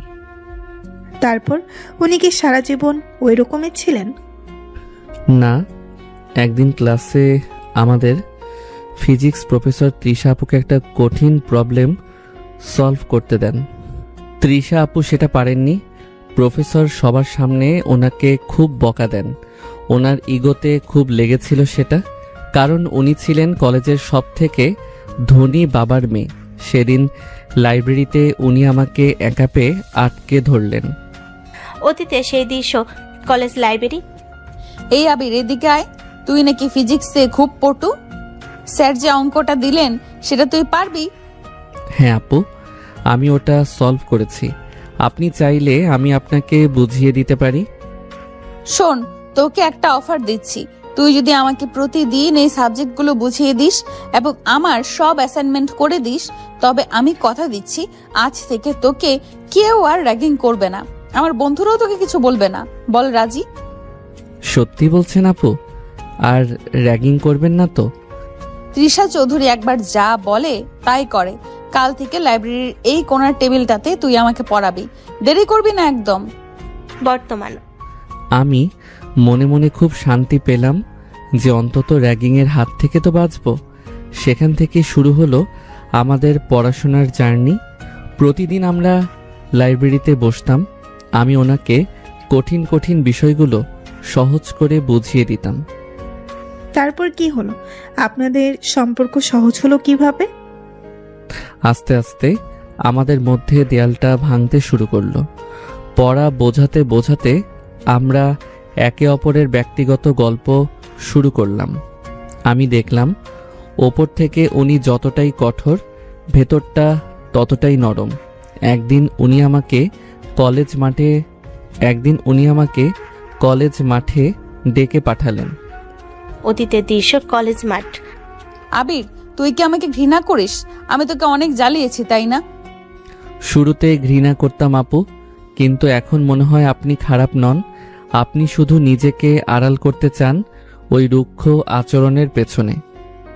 তুই ঠিকই ধরেছিস। আমার চারপাশে শুধু আমার বাবার টাকা দেখে। তুই একমাত্র যে কিনা আমার চোখের দিকে তাকিয়ে কথা বলিস। আজ থেকে আমরা কি বন্ধু হতে পারি? আপনি যা বলবেন তাই আপু, আমি তো আপনার কথা ফেলতে পারি না। আজ থেকে আর আপু বলবি না। যখন আমরা একা থাকবো তখন শুধু নাম ধরে রাখবি। এটা আমাদের গোপন বন্ধুত্ব। বর্তমানে এভাবেই আমাদের বন্ধুত্বটা আরো গভীর হতে থাকলো। আমরা মাঠে বসে গল্প করতাম, লাইব্রেরিতে হাসাহাসি করতাম। নুসরাত, সেই বন্ধুত্ব কখন যে ভালোবাসায় রূপ নিল আর কখন আমরা গোপনে বিয়েটা করে ফেললাম, তা আজও আমার কাছে একটা স্বপ্ন মনে হয়। কিন্তু বিয়ের পরেই ওনার বাবা আমাদের সম্পর্কের কথা কিছুটা আন্দাজ করেন এবং এরপর থেকেই তৃষা এমন বদলে যেতে শুরু করে। তার মানে তিশা আপু তোমাকে আজ সবার সামনে অপমান করে শুধুমাত্র তোমাকে রক্ষা করার জন্য? হ্যাঁ নুসরাত, ওনার বাবা একজন খুব ভয়ঙ্কর মানুষ। উনি যদি জানতে পারেন আমাদের বিয়ের কথা, তবে আমার কি হবে তা তৃষা জানে। তাই সে আমাকে আড়ালে ভালোবাসে আর সবার সামনে ঘৃণা করে। আজ বাগানে গিয়েও সে একই কথা বলল। এখন আমি সব বুঝতে পারছি আবির। তিশা আপুর এই ত্যাগ সত্যিই অনেক বড়, কিন্তু তুমি কতদিন এভাবে থাকবে? তোমাকে তো নিজের পরিচয় প্রতিষ্ঠা করতে হবে। আমি জানি না নুসরাত, তবে আজ ও যেভাবে আমার উপর অধিকার খাটিয়েছে তাতে আমার সব কষ্ট দূর হয়ে গেছে। আমি শুধু চাই ও যেন সুস্থ থাকে। নুসরাত কিছুক্ষণ চুপ করে থাকলো। আবিরের এই দীর্ঘ কাহিনী শোনার পর তার মনে তিশার প্রতি এক অদ্ভুত শ্রদ্ধা তৈরি হলো, কিন্তু একই সাথে নুসরাত ভাবছিল এই লুকোচুরি শেষ কোথায় তিশা সেই গোপন ঝামেলা থেকে কি তারা কোনোদিন মুক্তি পাবে? ইন্টারমিডিয়েট পরীক্ষার ঠিক কয়েকদিন আগের কথা। শাহ শহরে তখন বৃষ্টির আনাগোনা। তিশার বাবা আরমান চৌধুরী তখন ব্যবসায়িক কাজে শহরের বাইরে ছিলেন। সেই সুযোগে তিশার আবির সিদ্ধান্ত নিয়েছিল তারা চিরদিনের মতো একসাথেই বাধা পড়বে। এক মেঘলা বিকেলে শহরের এক কোণে পুরনো এক কাজী অফিসে তারা দুজনে গিয়ে হাজির হয়েছিল। তিশা পরনে ছিল সাধারণ একটা লাল পাড় সাদা শাড়ি, আর আবিরে পরনে ছিল একটা পাঞ্জাবি। তৃষা, আমরা কি ঠিক করছি? তোমার বাবা যদি জানতে পারেন তবে তো প্রলয় ঘটে যাবে। তুমি কি পারবে এই সাধারণ মধ্যবিত্ত ছেলের সাথে জীবন কাটাতে? তুই আবার ভয় পাচ্ছিস আবির? তোকে বারবার বলেছি আমি রাজপ্রাসাদের সুখ চাই না, আমি শুধু তোর পাশে থাকতে চাই। বাবার ওই লোহার খাঁচায় আমার দম বন্ধ হয়ে আসে। তুই কি আমাকে সারা জীবন আগলে রাখবি না? আমি তো তোকে আমার প্রাণের চেয়েও বেশি ভালোবাসি তৃষা, কিন্তু সমাজ আর তোমার আভিজাত্য আমাদের কোনোদিন শান্তিতে থাকতে দেবে না। আমি শুধু তোর ভবিষ্যতের কথা ভাবছি। সমাজ দিয়ে আমি কি করব? যখন তুই আমার পাশে থাকবি তখন সারা পৃথিবী একদিকে থাকলেও আমার কিছু যায় আসে না। কাজী সাহেব, আপনি দয়া করে শুরু করুন, আমার হাতে বেশি সময় নেই। কাজী সাহেব চশমাটা ঠিক করে খাতা বের করলেন। আবির আর তিশা একে অপরের দিকে তাকিয়েছিল। সেই মুহূর্তে দুজনের চোখে ছিল রাজ্যের স্বপ্ন আর সামান্য কিছু আকাঙ্ক্ষা। কাজী সাহেব গম্ভীর গলায় বিয়ের আনুষ্ঠানিকতা শুরু করলেন। মা, আপনি কি সজ্ঞানে স্বেচ্ছায় আবির হাসানকে স্বামী হিসেবে গ্রহণ করছেন? মহারণা ধার্য করা হয়েছে 50,000 টাকা। হ্যাঁ, আমি কবুল বলছি। আমি নিজের ইচ্ছায় আবিরকে আমার স্বামী হিসেবে মেনে নিচ্ছি। তিশার কণ্ঠে কোনো দ্বিধা ছিল না। সে জানতো এই একটা শব্দ তার জীবনকে আমূল বদলে দেবে। এরপর কাজী সাহেব আবিরের দিকে ফিরলেন। বাবা আবির, আপনি কি তৃষা চৌধুরীকে স্ত্রী হিসেবে গ্রহণ করছেন? কবুল, আমি তৃষাকে আমার স্ত্রী হিসেবে গ্রহণ করলাম। বিয়ের কাজ সম্পূর্ণ হওয়ার পরপরই কাজী সাহেব যখন তাদের সই করতে বলেন তখন আবির হাত সামান্য কাঁপছিল। তিশা আলতো করে আবিরের হাতের উপর নিজের হাত রাখলো। সেই স্পর্শে আবির এক অদ্ভুত শক্তি পেল। সই করা শেষ হলে তারা দুজন কাজী অফিস থেকে বেরিয়ে এলো। বাইরে তখন ঝুম বৃষ্টি শুরু হয়েছে। তারা একটা পুরনো মন্দিরের বারান্দায় গিয়ে আশ্রয় নিল। আজ থেকে আমি তোর বউ আবির, বিশ্বাস কর আমার খুব হালকা লাগছে। ওই দিনের ভয়টা যেন বৃষ্টির সাথে ধুয়ে গেল। কিন্তু তৃষা, আমরা তো এখন একসাথে থাকতে পারবো না। তোকে তোর বাবার বাড়িতেই ফিরে যেতে হবে। আমাদের এই বিয়েটা গোপন রাখতে হবে যতক্ষণ না আমি নিজের পায়ে দাঁড়াচ্ছি। আমি জানি না আবির, আমি ধৈর্য ধরবো। তুই পড়াশোনা শেষ করবি, বড় একটা চাকরি করবি, তারপর বুক ফুলিয়ে বাবার সামনে গিয়ে দাঁড়াবি। আমি তোর জন্য 1000 বছর অপেক্ষা করতে রাজি, কিন্তু একটা কথা মনে রাখিস, অন্য কোনো মেয়ের দিকে তাকালে আমি কিন্তু তোকে ছেড়ে দেব না। পাগল নাকি? তোকে পাওয়ার জন্য আমি কত অপমান সহ্য করেছি, কত রাত না ঘুমিয়ে কাটিয়েছি। এখন তুই আমার ঘরণী, তোকে ছাড়া আমি অন্য কারো কথা ভাবতেই পারি না। কিন্তু তৃষা, তোমার বাবা যদি তোমাকে অন্য কোথাও বিয়ে দিতে চায়? আমার বিয়ে তো হয়েই গেছে বাবা, মরে গেলেও আমাকে অন্য কারো কাছে পাঠাতে পারবে না। আমি প্রয়োজনে বিষ খাবো, কিন্তু অন্য কারোর হব না। তুই শুধু মন দিয়ে পড়াশোনা করবি, বুঝলি? আমি কথা দিচ্ছি তৃষা, আমি তোকে এই আড়াল থেকে বের করে আনবই। একদিন সারা পৃথিবী জানবে তৃষা চৌধুরী শুধু এই আবিরের বউ। বৃষ্টির শব্দের মাঝে আবির তৃষ্ণার কপালে আলতো করে একটা চুমু খেলো। তৃষা আবিরের বুকে মাথা রেখে চোখ বন্ধ করে রইল। সেই বিকেলে তাদের মিলন হয়েছিল ঠিকই, কিন্তু তারা জানতো না সামনের পথ কতটা কণ্ঠকীর্ণ। তৃষার বাবা যখন বাড়ি ফিরলেন তখন থেকে শুরু হলো তৃষার উপর কড়া নজরদারি। তৃষা বাধ্য হয়ে আবিরের সাথে রুক্ষ আচরণ শুরু করলো যাতে কেউ সন্দেহ না করে। এভাবেই তাদের গোপন বিয়ের কাহিনীটা সময়ের অতলে ঢাকা পড়ে গিয়েছিল। নুসরাত, সেই বৃষ্টির দিনের স্মৃতিগুলো আজও আমার চোখে ভাসে। আমাদের বিয়েটা ছিল খুব সাধারণ, কিন্তু আমাদের ভালোবাসাটা ছিল হিমালয়ের মতো বিশাল। তৃষা, আজও সেই মর্যাদা রক্ষা করে চলছে, তাই তো সে আমাকে অন্য মেয়ের পাশে দেখলে সহ্য করতে পারে না। সত্যি তোমাদের গল্পটা কোনো সিনেমার চেয়ে কম নয় আবির। আমি প্রার্থনা করি তোমরা যেন খুব দ্রুত সবার সামনে এক হতে পারো। তিশা আপুর এই ত্যাগ বৃথা যাবে না। নুসরাত যখন কথাগুলো বলছিল তখন তার চোখে এক ফোঁটা জল চিকচিক করছিল। আবির দীর্ঘশ্বাস ফেলে আকাশের দিকে তাকালো। এই মেঘলা বিকালটা যেন আজ তার মনে কোণে সজীব হয়ে আছে। আবিরের অতীত কাহিনী শোনার পর নুসরাতের চোখে যে জল চিকচিক করছিল, মুহূর্তে তা মিলিয়ে গিয়ে সেখানে এক চিলতে দুষ্টেমি ভরা হাসি ফুটে উঠল। সে আবিরের দিকে তাকিয়ে মুচকি হাসতে লাগলো। আবির নুসরাতের এই হঠাৎ পরিবর্তন দেখে বেশ অবাক হলো। কিছুক্ষণ আগে যে মেয়েটি তার দুঃখে কাতর ছিল, সে এখন এমন রহস্যময় হাসি হাসছে কেন, তা আবিরের মাথায় আসছিল না। তাহলে কি আমাদের প্ল্যানটা শেষ পর্যন্ত কাছে আসতেছে আবির? আমি তো ভেবেছিলাম তিশা আপু আরও একদিন সময় নেবে, কিন্তু আজ বাগানে যা হলো তাতে তো মনে হচ্ছে শিকার একদম জালে আটকে গেছে। প্ল্যান কাজে আসছে মানে? নুসরাত, তুমি কি বলছো আমি কিছুই বুঝতে পারছি না। কিসের প্ল্যান? আর তুমি এমনভাবে হাসছো কেন? আবি যখন নুসরাতের কথার মানে খুঁজছিল, ঠিক তখনই পাশের একটা পিলারের আড়াল থেকে হাততালি দিতে দিতে বেরিয়ে এলো রাফি। তার মুখে এক বিজয়ী হাসি। রাফিকে দেখে আবির আরো বেশি বিভ্রান্ত হলো। গাধা, যে একটা আস্ত গাধাই রয়ে গেলি আবির। তুই তো একা একাই নিজের কপাল চাপড়াতে থাকতি আর সারা জীবন তৃষা আপুর অবহেলা সহ্য করতি। তুই তো পারতি না ওনাকে লাইনে আনতে, তাই তো আমরা এই মাস্টার প্ল্যানটা করেছিলাম। রাফি, তুই এখানে কোথা থেকে এলি? আর তুই কিসের প্ল্যানের কথা বলছিস? নুসরাতি বা কি বলছে? তোরা কি আমাকে নিয়ে কোনো খেলা খেলছিস? খেলা নয় রে মামা, তোকে তোর অধিকার ফিরিয়ে দেওয়ার চেষ্টা করছি। শোন, আসল সত্যিটা হলো নুসরাত কোনো অচেনা মেয়ে নয়। নুসরাত হলো আমার গার্লফ্রেন্ড। ও তোর সাথে এতদিন শুধু অভিনয় করেছে। রাফির কথা শুনে আবিরের পায়ের তলা থেকে মাটি সরে গেল। সে একবার নুসরাতের দিকে তাকাচ্ছে, আর একবার রাফির দিকে। তার চোখে মুখে বিস্ময়ে হা হয়ে গেছে। সে বিশ্বাসই করতে পারছে না যে এতদিন যে যাকে নতুন বন্ধু ভেবেছিল, সে আসলে তার প্রিয় বন্ধু রাফির প্রেমিকা। কি বললি তুই? নুসরাত তোর গার্লফ্রেন্ড? তাহলে ও আমার সাথে কেন এত ঘনিষ্ঠতা করলো? কেন ও আমার পাশে বসে পড়াশোনা করলো আর হাসাহাসি করলো? তোরা কি জানিস তৃষা আপু আমাকে আজ কতটা শাসিয়েছেন? আবির রাগ করো না, আমরা জানতাম তিশা আপু তোমাকে মনে মনে পাগলের মতো ভালোবাসেন, কিন্তু ওনার ইগো আর ওই পারিবারিক ঝামেলার কারণে উনি তোমাকে সবার সামনে স্বীকার করছিলেন না। রাফি আমাকে সব বলেছিলেন। তাই আমরা দুজন প্ল্যান করি যে আমি যদি তোমার সাথে একটু ঘনিষ্ঠ হই, তবে তিশা আপুর ভেতরে হিংসা কাজ করবে, আর হিংসা থেকে ওনার মনের সুপ্ত অধিকার বোধ জেগে উঠবে। একদম ঠিক। তুই দেখলি না কাল পর্যন্ত যে তৃষা আপু তোকে চিনতেই চাইতেন না, আজ তিনি তোকে নির্জনে ডেকে নিয়ে গিয়ে নিজের স্বামী হিসেবে দাবি করলেন। হিংসে মানুষকে দিয়ে অনেক কিছু করায় মামা। নুসরাতকে তোর পাশে দেখে ওনার কলিজায় আগুন ধরে গিয়েছিল। তোদের এক করতে এর থেকে ভালো উপায় আর কি হতে পারে বল?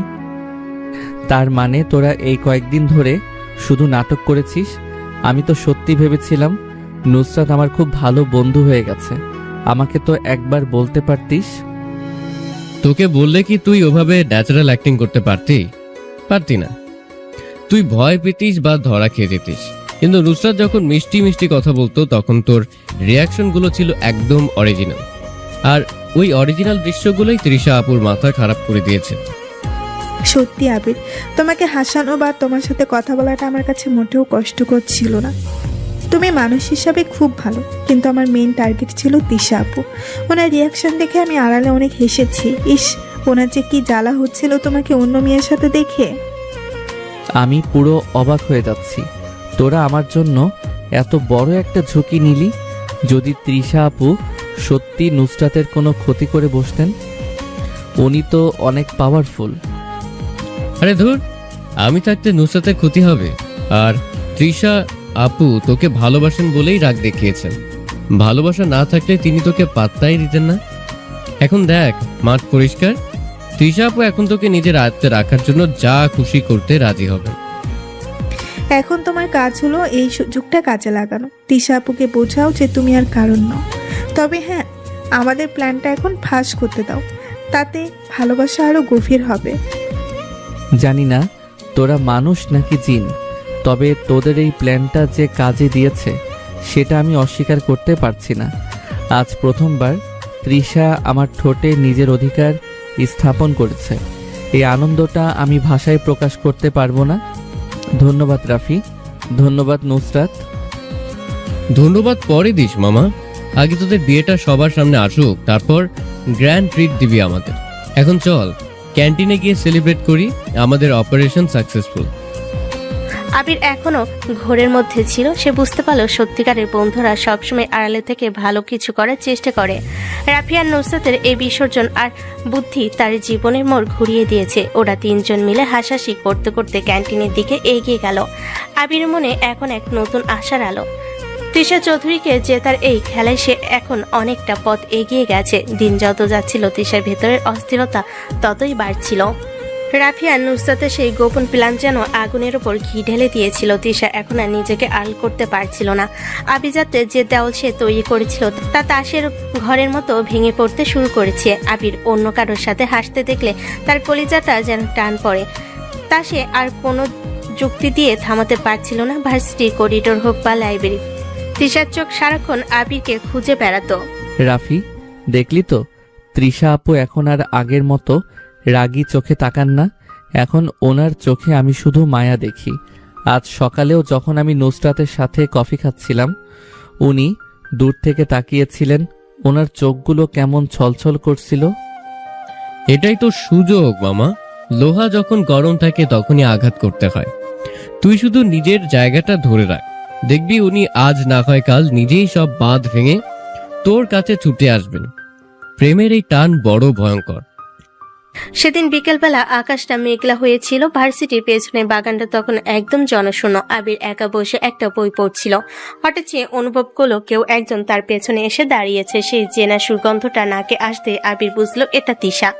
আবির কিছু বলার আগে পেছন থেকে দুটো নরম হাত তাকে শক্ত করে জড়িয়ে ধরলো। তৃষা তার মুখটা আবিরের কাঁধে লুকিয়ে রাখলো। আবির স্তম্ভিত হয়ে গেল। তৃষা আপু, আপনি এখানে? এভাবে কেউ দেখে ফেললে তো সমস্যা হবে। আপনি তো সবসময় বলেন সাবধান থাকতে। আজ আমি আর পারছি না আবির, আমি ক্লান্ত। কতদিন আর এই অভিনয় করব? তোকে দূরে ঠেলে দিয়ে আমি নিজে এক মুহূর্ত শান্তিতে থাকতে পারছি না। তুই কেন বুঝিস না যে আমি তোকে ছাড়া নিঃশ্বাস নিতেও পারছি না? ওই নুসরাত যখন তোর হাত ধরে তখন আমার মনে হয় আমি চিৎকার করে পুরো ভার্সিটি মাথায় তুলি। তাহলে কেন আমাদের সম্পর্কের কথা স্বীকার করছেন না? কেন আমাকে সবার সামনে পর করে রাখছেন? আমি তো আপনার জন্য সব ছেড়ে আসতে পারি। আমাকে একটু সময় দে আবির। আজ আমি কিছুই ভাবতে চাইছি না, শুধু একটু তোর কাছে থাকতে চাই। তৃষা আবিরের সামনে এসে বসলো। তার চোখ দুটো জলে ভেজা। আবির তৃষার চোখের জল মুছে দিতে চাইলো, কিন্তু তৃষা নিজে আবিরের হাতটা নিয়ে ধরে নিজের গালের উপর রাখলো। বৃষ্টির কয়েক ফোঁটা তখন টুপ টুপ করে তাদের উপর পড়তে শুরু করেছে। আবির দেখলো তৃষার ঠোঁট দুটো কাঁপছে। সে যেন কিছু একটা বলতে চাইছে কিন্তু পারছে না। আবির, তুই কি আমাকে ছেড়ে যাবি? ওই মেয়েটা যদি তোকে কেড়ে নেয় আমার কাছ থেকে, আমি তো তোকে কিছুই দিতে পারছি না, শুধু অপমান আর অবহেলা ছাড়া। পাগলামি করবেন না তো। আপনাকে ছেড়ে যাওয়ার কথা আমি স্বপ্নেও ভাবতে পারি না। আপনি আমার বিবাহিত স্ত্রী। আপনি যতই আমাকে দূরে সরিয়ে দিন না কেন, আমার মনটা সবসময় আপনার কাছেই পড়ে থাকে। নুসরাত শুধু আমার বন্ধু, আর কিছু না। তৃষা আর কথা বাড়লো না। সে হুট করে আবিরের বুকের মাঝে মাথা রাখলো। আবির অবাক হলো, তৃষাকে নিজের বাহুবন্দী করে নিল। মেঘলা আকাশের নিচে বৃষ্টির ঝাপটায় তারা দুজন যেন এক অন্য জগতে হারিয়ে গেল। তৃষার দীর্ঘদিনে জমে থাকা আবেগ আজ সব বাধা ভেঙে বেরিয়ে আসছিল। সে আবিরের শার্টটা খামছে ধরে ফুপিয়ে কেঁদে উঠল। আমি তোকে অনেক ভালোবাসি আবির। আমি মরে গেলেও তোকে অন্য কারোর হতে দেব না। তুই বিশ্বাস কর, আমি খুব শীঘ্রই সব ঠিক করে ফেলবো। তুই শুধু আমার উপর ভরসা রাখ। আমার ভরসা আপনার উপর সব সময় ছিল এবং থাকবে, কিন্তু আপনি এভাবে কাঁদলে আমার বুক ফেটে যায়। হাসুন না একবার, আপনার হাসিটা আমার খুব প্রিয়। তৃষা মাথা তুলে আবির দিকে তাকালো। তার ভেজা চুলে বৃষ্টির ফোঁটাগুলো মুক্তোর মতো চিকচিক করছিল। আবির তৃষার কপালে আলতো করে একটা চুমু খেলো। তৃষা এবার আরো নিবিড়ভাবে আবিরকে জড়িয়ে ধরলো। তাদের এই হুটহাট রোমান্টিকতা যেন পুরো বাগান জুড়ে এক মায়াবী পরিবেশ তৈরি করলো। আবির অনুভব করলো তৃষার হৃদস্পন্দন, যেন সে বুঝলো এই মেয়েটি তাকে কতটা গভীরভাবে নিজের অস্তিত্বে গেঁথে নিয়েছে। ইয়েস, এবার লাইন একদম সোজা হয়েছে। মামা তুই তো ফাটিয়ে দিয়েছিস, এবার আর কোনো টেনশন নেই। রাথি দূর থেকে মুচকি হাসছিল। সে জানতো তিশার ইগো ভেঙে পড়ার পর এভাবে ভালোবাসার জোয়ার আসবে। আর তিশা আর আবির বৃষ্টির মাঝে দীর্ঘক্ষণ একে অপরের সান্নিধ্যে থাকলো। আবির তিশার কানে কানে বলল যে সে সারা জীবন এভাবেই তাকে আগলে রাখবে। তিশাও হাসি মুখে আবিরের বুকে মাথা রেখে শান্তি খুঁজে পেল। বিয়ের পর আজ প্রথম তারা কোনো বাধা ছাড়া একে অপরের খুব কাছে আসতে পেরেছে। আবির এখন চল, বৃষ্টি বাড়ছে। কাল সকালে কিন্তু তোকে ক্যাফেটেরিয়ার সামনে থাকতে হবে। আমি নিজে তোকে কফি খাওয়াবো, সবার সামনেই খাওয়াবো। দেখি কে কি বলে। সত্যি বলছেন? আপনি পারবেন সবার সামনে আমার পাশে বসতে? আজ থেকে আমি আর কাউকে ভয় পাই না আবির। তুই পাশে থাকলে আমি যমরাজকেও ভয় পাই না। কাল থেকে আমাদের নতুন জীবন শুরু হবে। তিশা আবিরের গালে হালকা একটা চুমু দিয়ে দৌড়ে গাড়ির দিকে চলে গেল। আবির সেখানে দাঁড়িয়ে ভেজা শরীরে শুধু হাসতে লাগলো। তার মনে হলো আজ সে পৃথিবীর সবচেয়ে সুখী মানুষ। বৃষ্টির প্রতিটা ফোঁটা যেন তাদের ভালোবাসার গান গাইছে। গত বিকেলে সেই রোমান্টিক মুহূর্তগুলোর পর আবির ভেবেছিল আজ থেকে সব বদলে যাবে, কিন্তু সকাল হতেই ক্যাম্পাসে এক অদ্ভুত থমথমে পরিবেশে লক্ষ্য করলো। আবির অনেক আশা নিয়ে ক্যাফেটেরিয়ার সামনে দাঁড়িয়েছিল, কারণ তিশা তাকে কথা দিয়েছিল আজ সবার সামনে তাকে নিয়ে কফি খাবে। দূর থেকে তিশার গাড়িটা আসতে দেখে আবির হাসি মুখে এগিয়ে গেল, কিন্তু গাড়ি থেকে নামার পর তিশার চেহারা দেখে আবিরের বুকের ভেতরটা কেঁপে উঠল। তিশার চোখ দুটো ফোলা, মুখ একদম ফ্যাকাশে। সে আবিরের দিকে একবারও তাকালো না। তৃষা, এই যে আমি এখানে, তুমি তো বলেছিলে আজ আমরা একসাথে কফি খাবো। কি হয়েছে তোমার? এমন দেখাচ্ছে কেন তোমাকে? সরো আবির, আমার রাস্তা ছাড়ো। আমাকে ডিস্টার্ব করবে না একদম। আমি ক্লাসে যাচ্ছি। কি বলছো এসব? কাল বিকেলে তো আমরা, মানে তুমি তো অন্যরকম ছিলে, হঠাৎ করে আবার অপরিচিতের মতো ব্যবহার করছো কেন? আমি কি কোনো ভুল করেছি? কাল কি হয়েছে না হয়েছে ওসব ভুলে যাও। আমি তোমাকে চিনি না, তুমিও আমাকে চেনো না। এটাই আমাদের জন্য ভালো। এখন যাও এখান থেকে। তিশা দ্রুত পায়ে করিডোর দিয়ে চলে গেল। আবির সেখানে পাথরের মতো দাঁড়িয়ে রইল। সে কিছুই মাথায় ঢোকাতে পারছিল না। রাফি আর নুসরাত দূর থেকে এই দৃশ্য দেখে অবাক হয়ে গেল। আবির আর সহ্য করতে পারল না। সে ঠিক করলো আজ এই লুকোচুরির একটা শেষ দেখে ছাড়বে। ক্লাস শেষ হওয়ার পর তিশা যখন তার গাড়ির দিকে যাচ্ছিল না, বরং পেছনে একটা নির্জন রাস্তা দিয়ে হাঁটছিল, আবির তখন দৌড়ে গিয়ে তার সামনে দাঁড়ালো। তৃষা, তোমাকে আজ বলতেই হবে কি হয়েছে। কালকের ওই ভালোবাসার পর আজ এই অবহেলা আমি মানব না। তুমি কেন বারবার আমাকে এভাবে পুড়িয়ে মারছো? আবির, প্লিজ চলে যাও।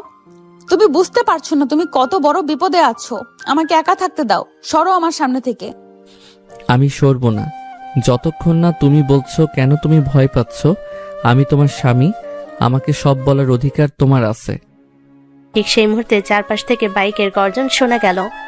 4-5টা বাইক এসে তাদের দুজনকে ঘিরে ফেলল। বাইক থেকে কালো কাপড় দিয়ে মুখ ঢাকা কয়েকজন লোক নেমে হাতে থাকা লোহার রড আর চেন নিয়ে আবিরের দিকে তেড়ে এলো। তিশা চিৎকার করে উঠল, না, খবরদার, ওকে স্পর্শ করবে না। ও কিছু করেনি। তোমরা যা করার আমার সাথে করো। কিন্তু গুন্ডাগুলো কোনো কথা শুনল না। তারা নির্দয়ভাবে আবিরের উপর হামলা শুরু করলো। আবির নিজেকে বাঁচানোর চেষ্টা করছিল, কিন্তু 4-5 জন সশস্ত্র লোকের সামনে সে বেশিক্ষণ টিকতে পারল না। একটা রডের বাড়ি আবিরের মাথায় লাগতে সে রক্তাক্ত অবস্থায় মাটিতে লুটিয়ে পড়ল। তিশা পাগলের মতো আবিরকে আগলে ধরার চেষ্টা করছিল। আবির, চোখ খোলো। আবির, তোমরা ওকে মেরো না, প্লিজ মেরো না। আমাকে যা বলবে তাই শুনবো। হামলাকারীরা আবিরকে রক্তাক্ত অবস্থায় ফেলে রেখে পিছু হটল। ঠিক তখনই একটা দামি কালো রঙের পাজরো গাড়ি সজোরে বের কষে সেখানে এসে থামল। গাড়ির ভেতর থেকে বেরিয়ে এলেন এক দীর্ঘদেহী গম্ভীর মানুষ, যার চোখে মুখে কোনো দয়া নেই, আছে শুধু নিষ্ঠুর আভিজাত্যের দম্ভ। তিনি হলেন তিশার বাবা আরমান চৌধুরী। তিশা তাকে দেখে ভয়ে কুঁকড়ে গেল। অনেক হয়েছে তৃষা, আমার ধৈর্যের সীমা কিন্তু তুমি পার করে ফেলছো। আমি জানতাম তুমি এই সস্তা ছেলেটার সাথে তোমার কিছু একটা চলছে, কিন্তু তুমি যে এত নিচে নামবে তা আমি ভাবিনি। বাবা, ওকে বাঁচান বাবা, ও মরে যাচ্ছে। প্লিজ ওকে হসপিটালে নিতে দিন। আমি কথা দিচ্ছি আমি আর কখনো ওর সাথে দেখা করব না। ওর মরণই ওর কপালে লেখা ছিল। এখন তুমি আমার সাথে বাড়ি যাবে। তোমার বিয়ের কথা আমি ঠিক করে ফেলেছি। এই রাস্তার ছেলের জন্য আমার মান সম্মান আমি ধুলোয় মিশতে দেব না। না বাবা, আমি যাব না। আবির আমার স্বামী, আমি ওকে ছেড়ে কোথাও যাব না। তিশার মুখ থেকে স্বামী শব্দটা শোনার পর আরমান চৌধুরীর চোখ যেন আগুনের গোলা হয়ে গেল। তিনি সজোরে তিশার গালে একটা চড় মারলেন। তিশা ছিটকে গিয়ে আবিরের রক্তাক্ত শরীরের উপর পড়ল। আরমান চৌধুরী তার লোকজনকে ইশারা করলে দুজন লোক এসে জোর করে তিশাকে টানতে টানতে গাড়ির দিকে নিয়ে যেতে লাগলো। আবির আমাকে বাঁচাও, বাবা ছাড়ুন আমাকে, আবির। তিশার গগন বিদারী চিৎকার নির্জন রাস্তায় প্রতিধ্বনিত হতে লাগলো। আরমান চৌধুরী তিশাকে গাড়িতে তুলে দরজা লক করে দিলেন।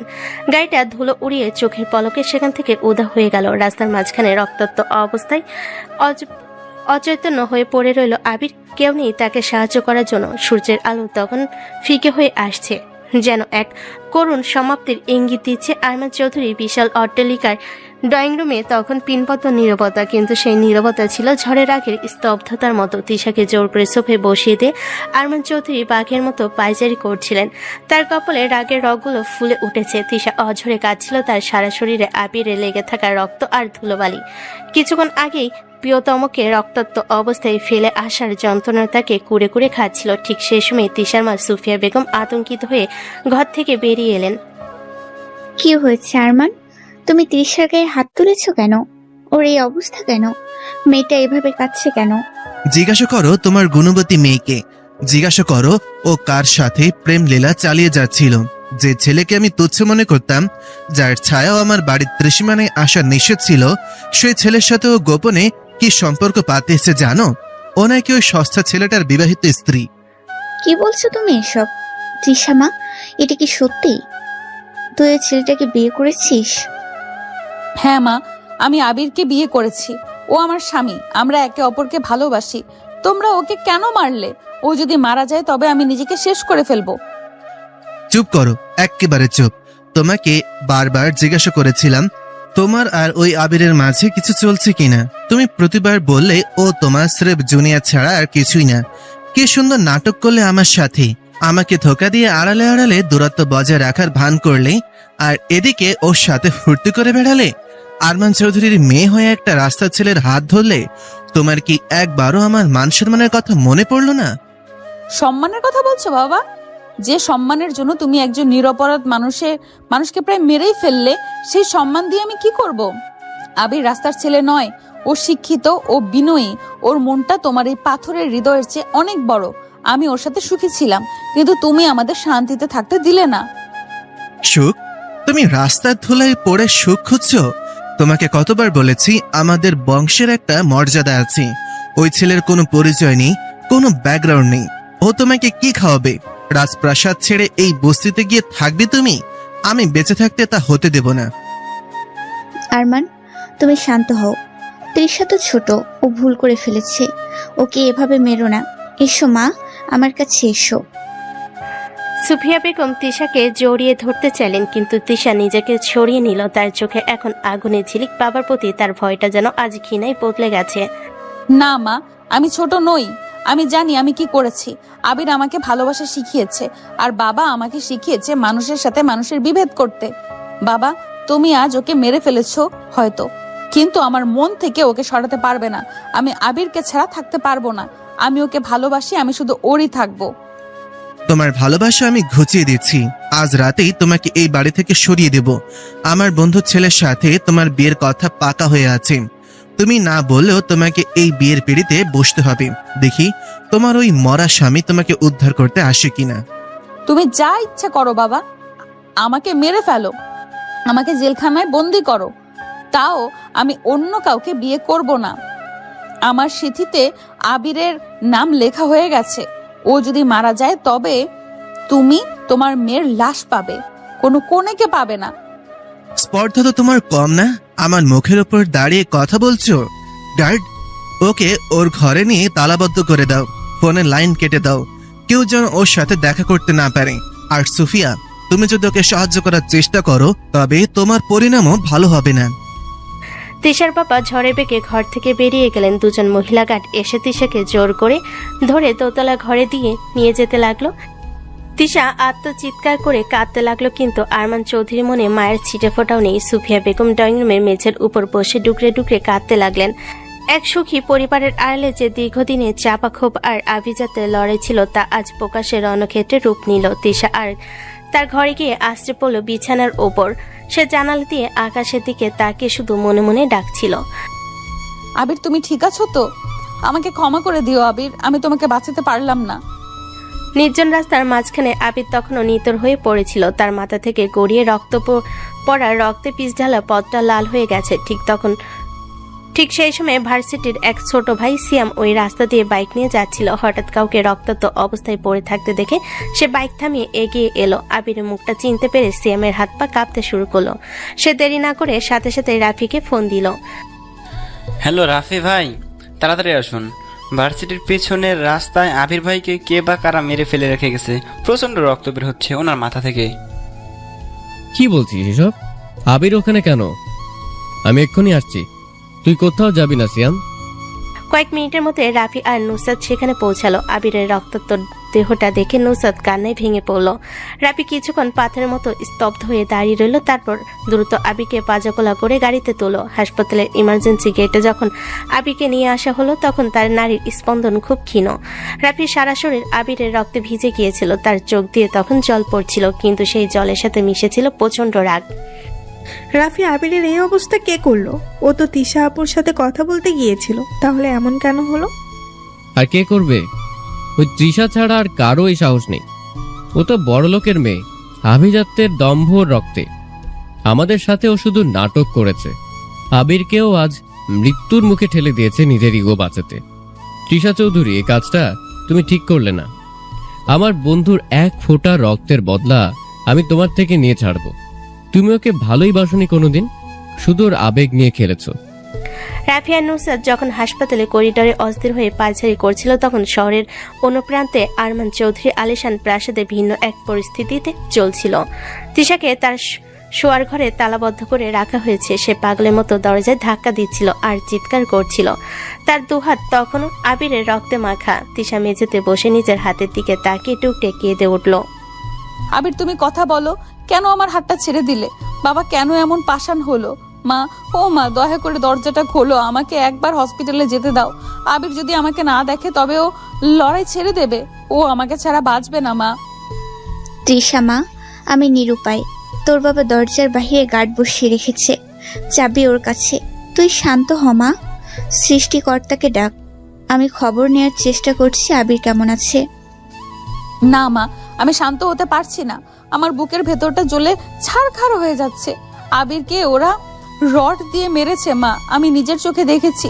ওর মাথা ফেটে রক্ত বের হতে। আমি কেন ওর সামনে দাঁড়ালাম না? আমি কেন আগে মরলাম না? আমাকে যদি ওনারা নিয়ে যেতে চায় তবে আমি বিষ খাবো মা, কিন্তু আমি আবিরকে ছাড়া এই ঘরে এক মুহূর্তও থাকবো না। তিশা জানালার গ্রিল ধরে বাইরের অন্ধকারের দিকে তাকিয়ে রইল। বৃষ্টির ফোঁটাগুলো আবার পড়তে শুরু করেছে। তিশার মনে হচ্ছিল প্রতিটা ফোঁটা যেন আবিরের যন্ত্রণার কথা বলছে। সে নিজের নখ দিয়ে নিজের হাতে আঁচড় কাটছিল। তার মনে হচ্ছিল সে যদি এখন আবিরের পাশে থাকতে পারত তবে তার মাথায় হাত বুলিয়ে দিত। আবির হয়তো এখন তাকেই খুঁজছে।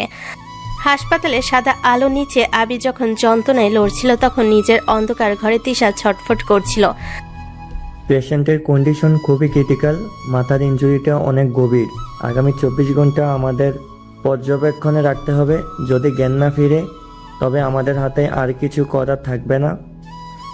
তৃষা চৌধুরী, তোমার এই নোংরা আভিজাত্যের শেষ আমি দেখে ছাড়বো।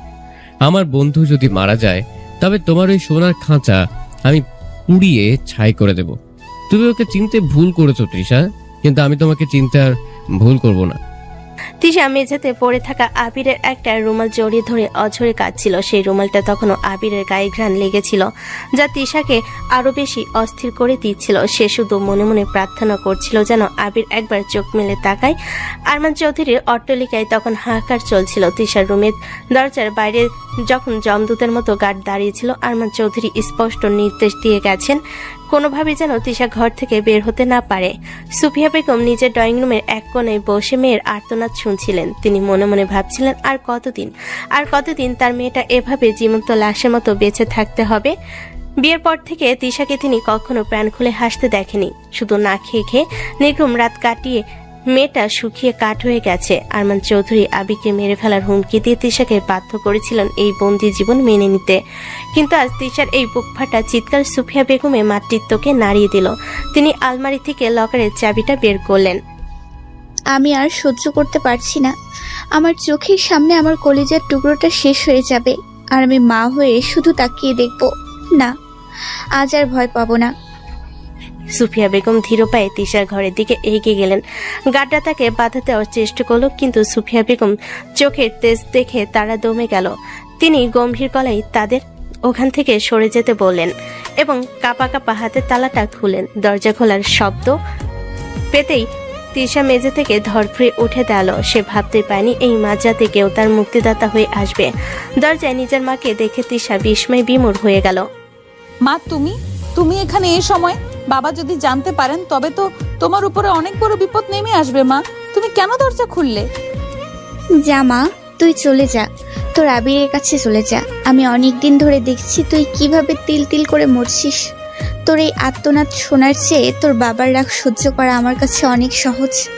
আমি মা হয়ে তোকে আর এই নরকে আটকে রাখতে পারবো না। কিন্তু মা, গার্ডরা তো তোমাকে ছাড়বে না। বাবা ফিরলে তো প্রলয় ঘটে যাবে। তুমি একা সামলাতে পারবে তো? বাকিটা আমি দেখে নেব তৃষা, তুই আর এক মুহূর্ত দেরি করিস না। তোর আবির হয়তো এখন তোকেই খুঁজছে। ও যদি তোকে পাশে না পায় তবে ও ফেরার শক্তি পাবে না। যা মা, পেছনে দরজা দিয়ে বেরিয়ে যা। নিচে নাসরিন দাঁড়িয়ে আছে, ও তোকে হাসপাতালে পৌঁছে দেবে।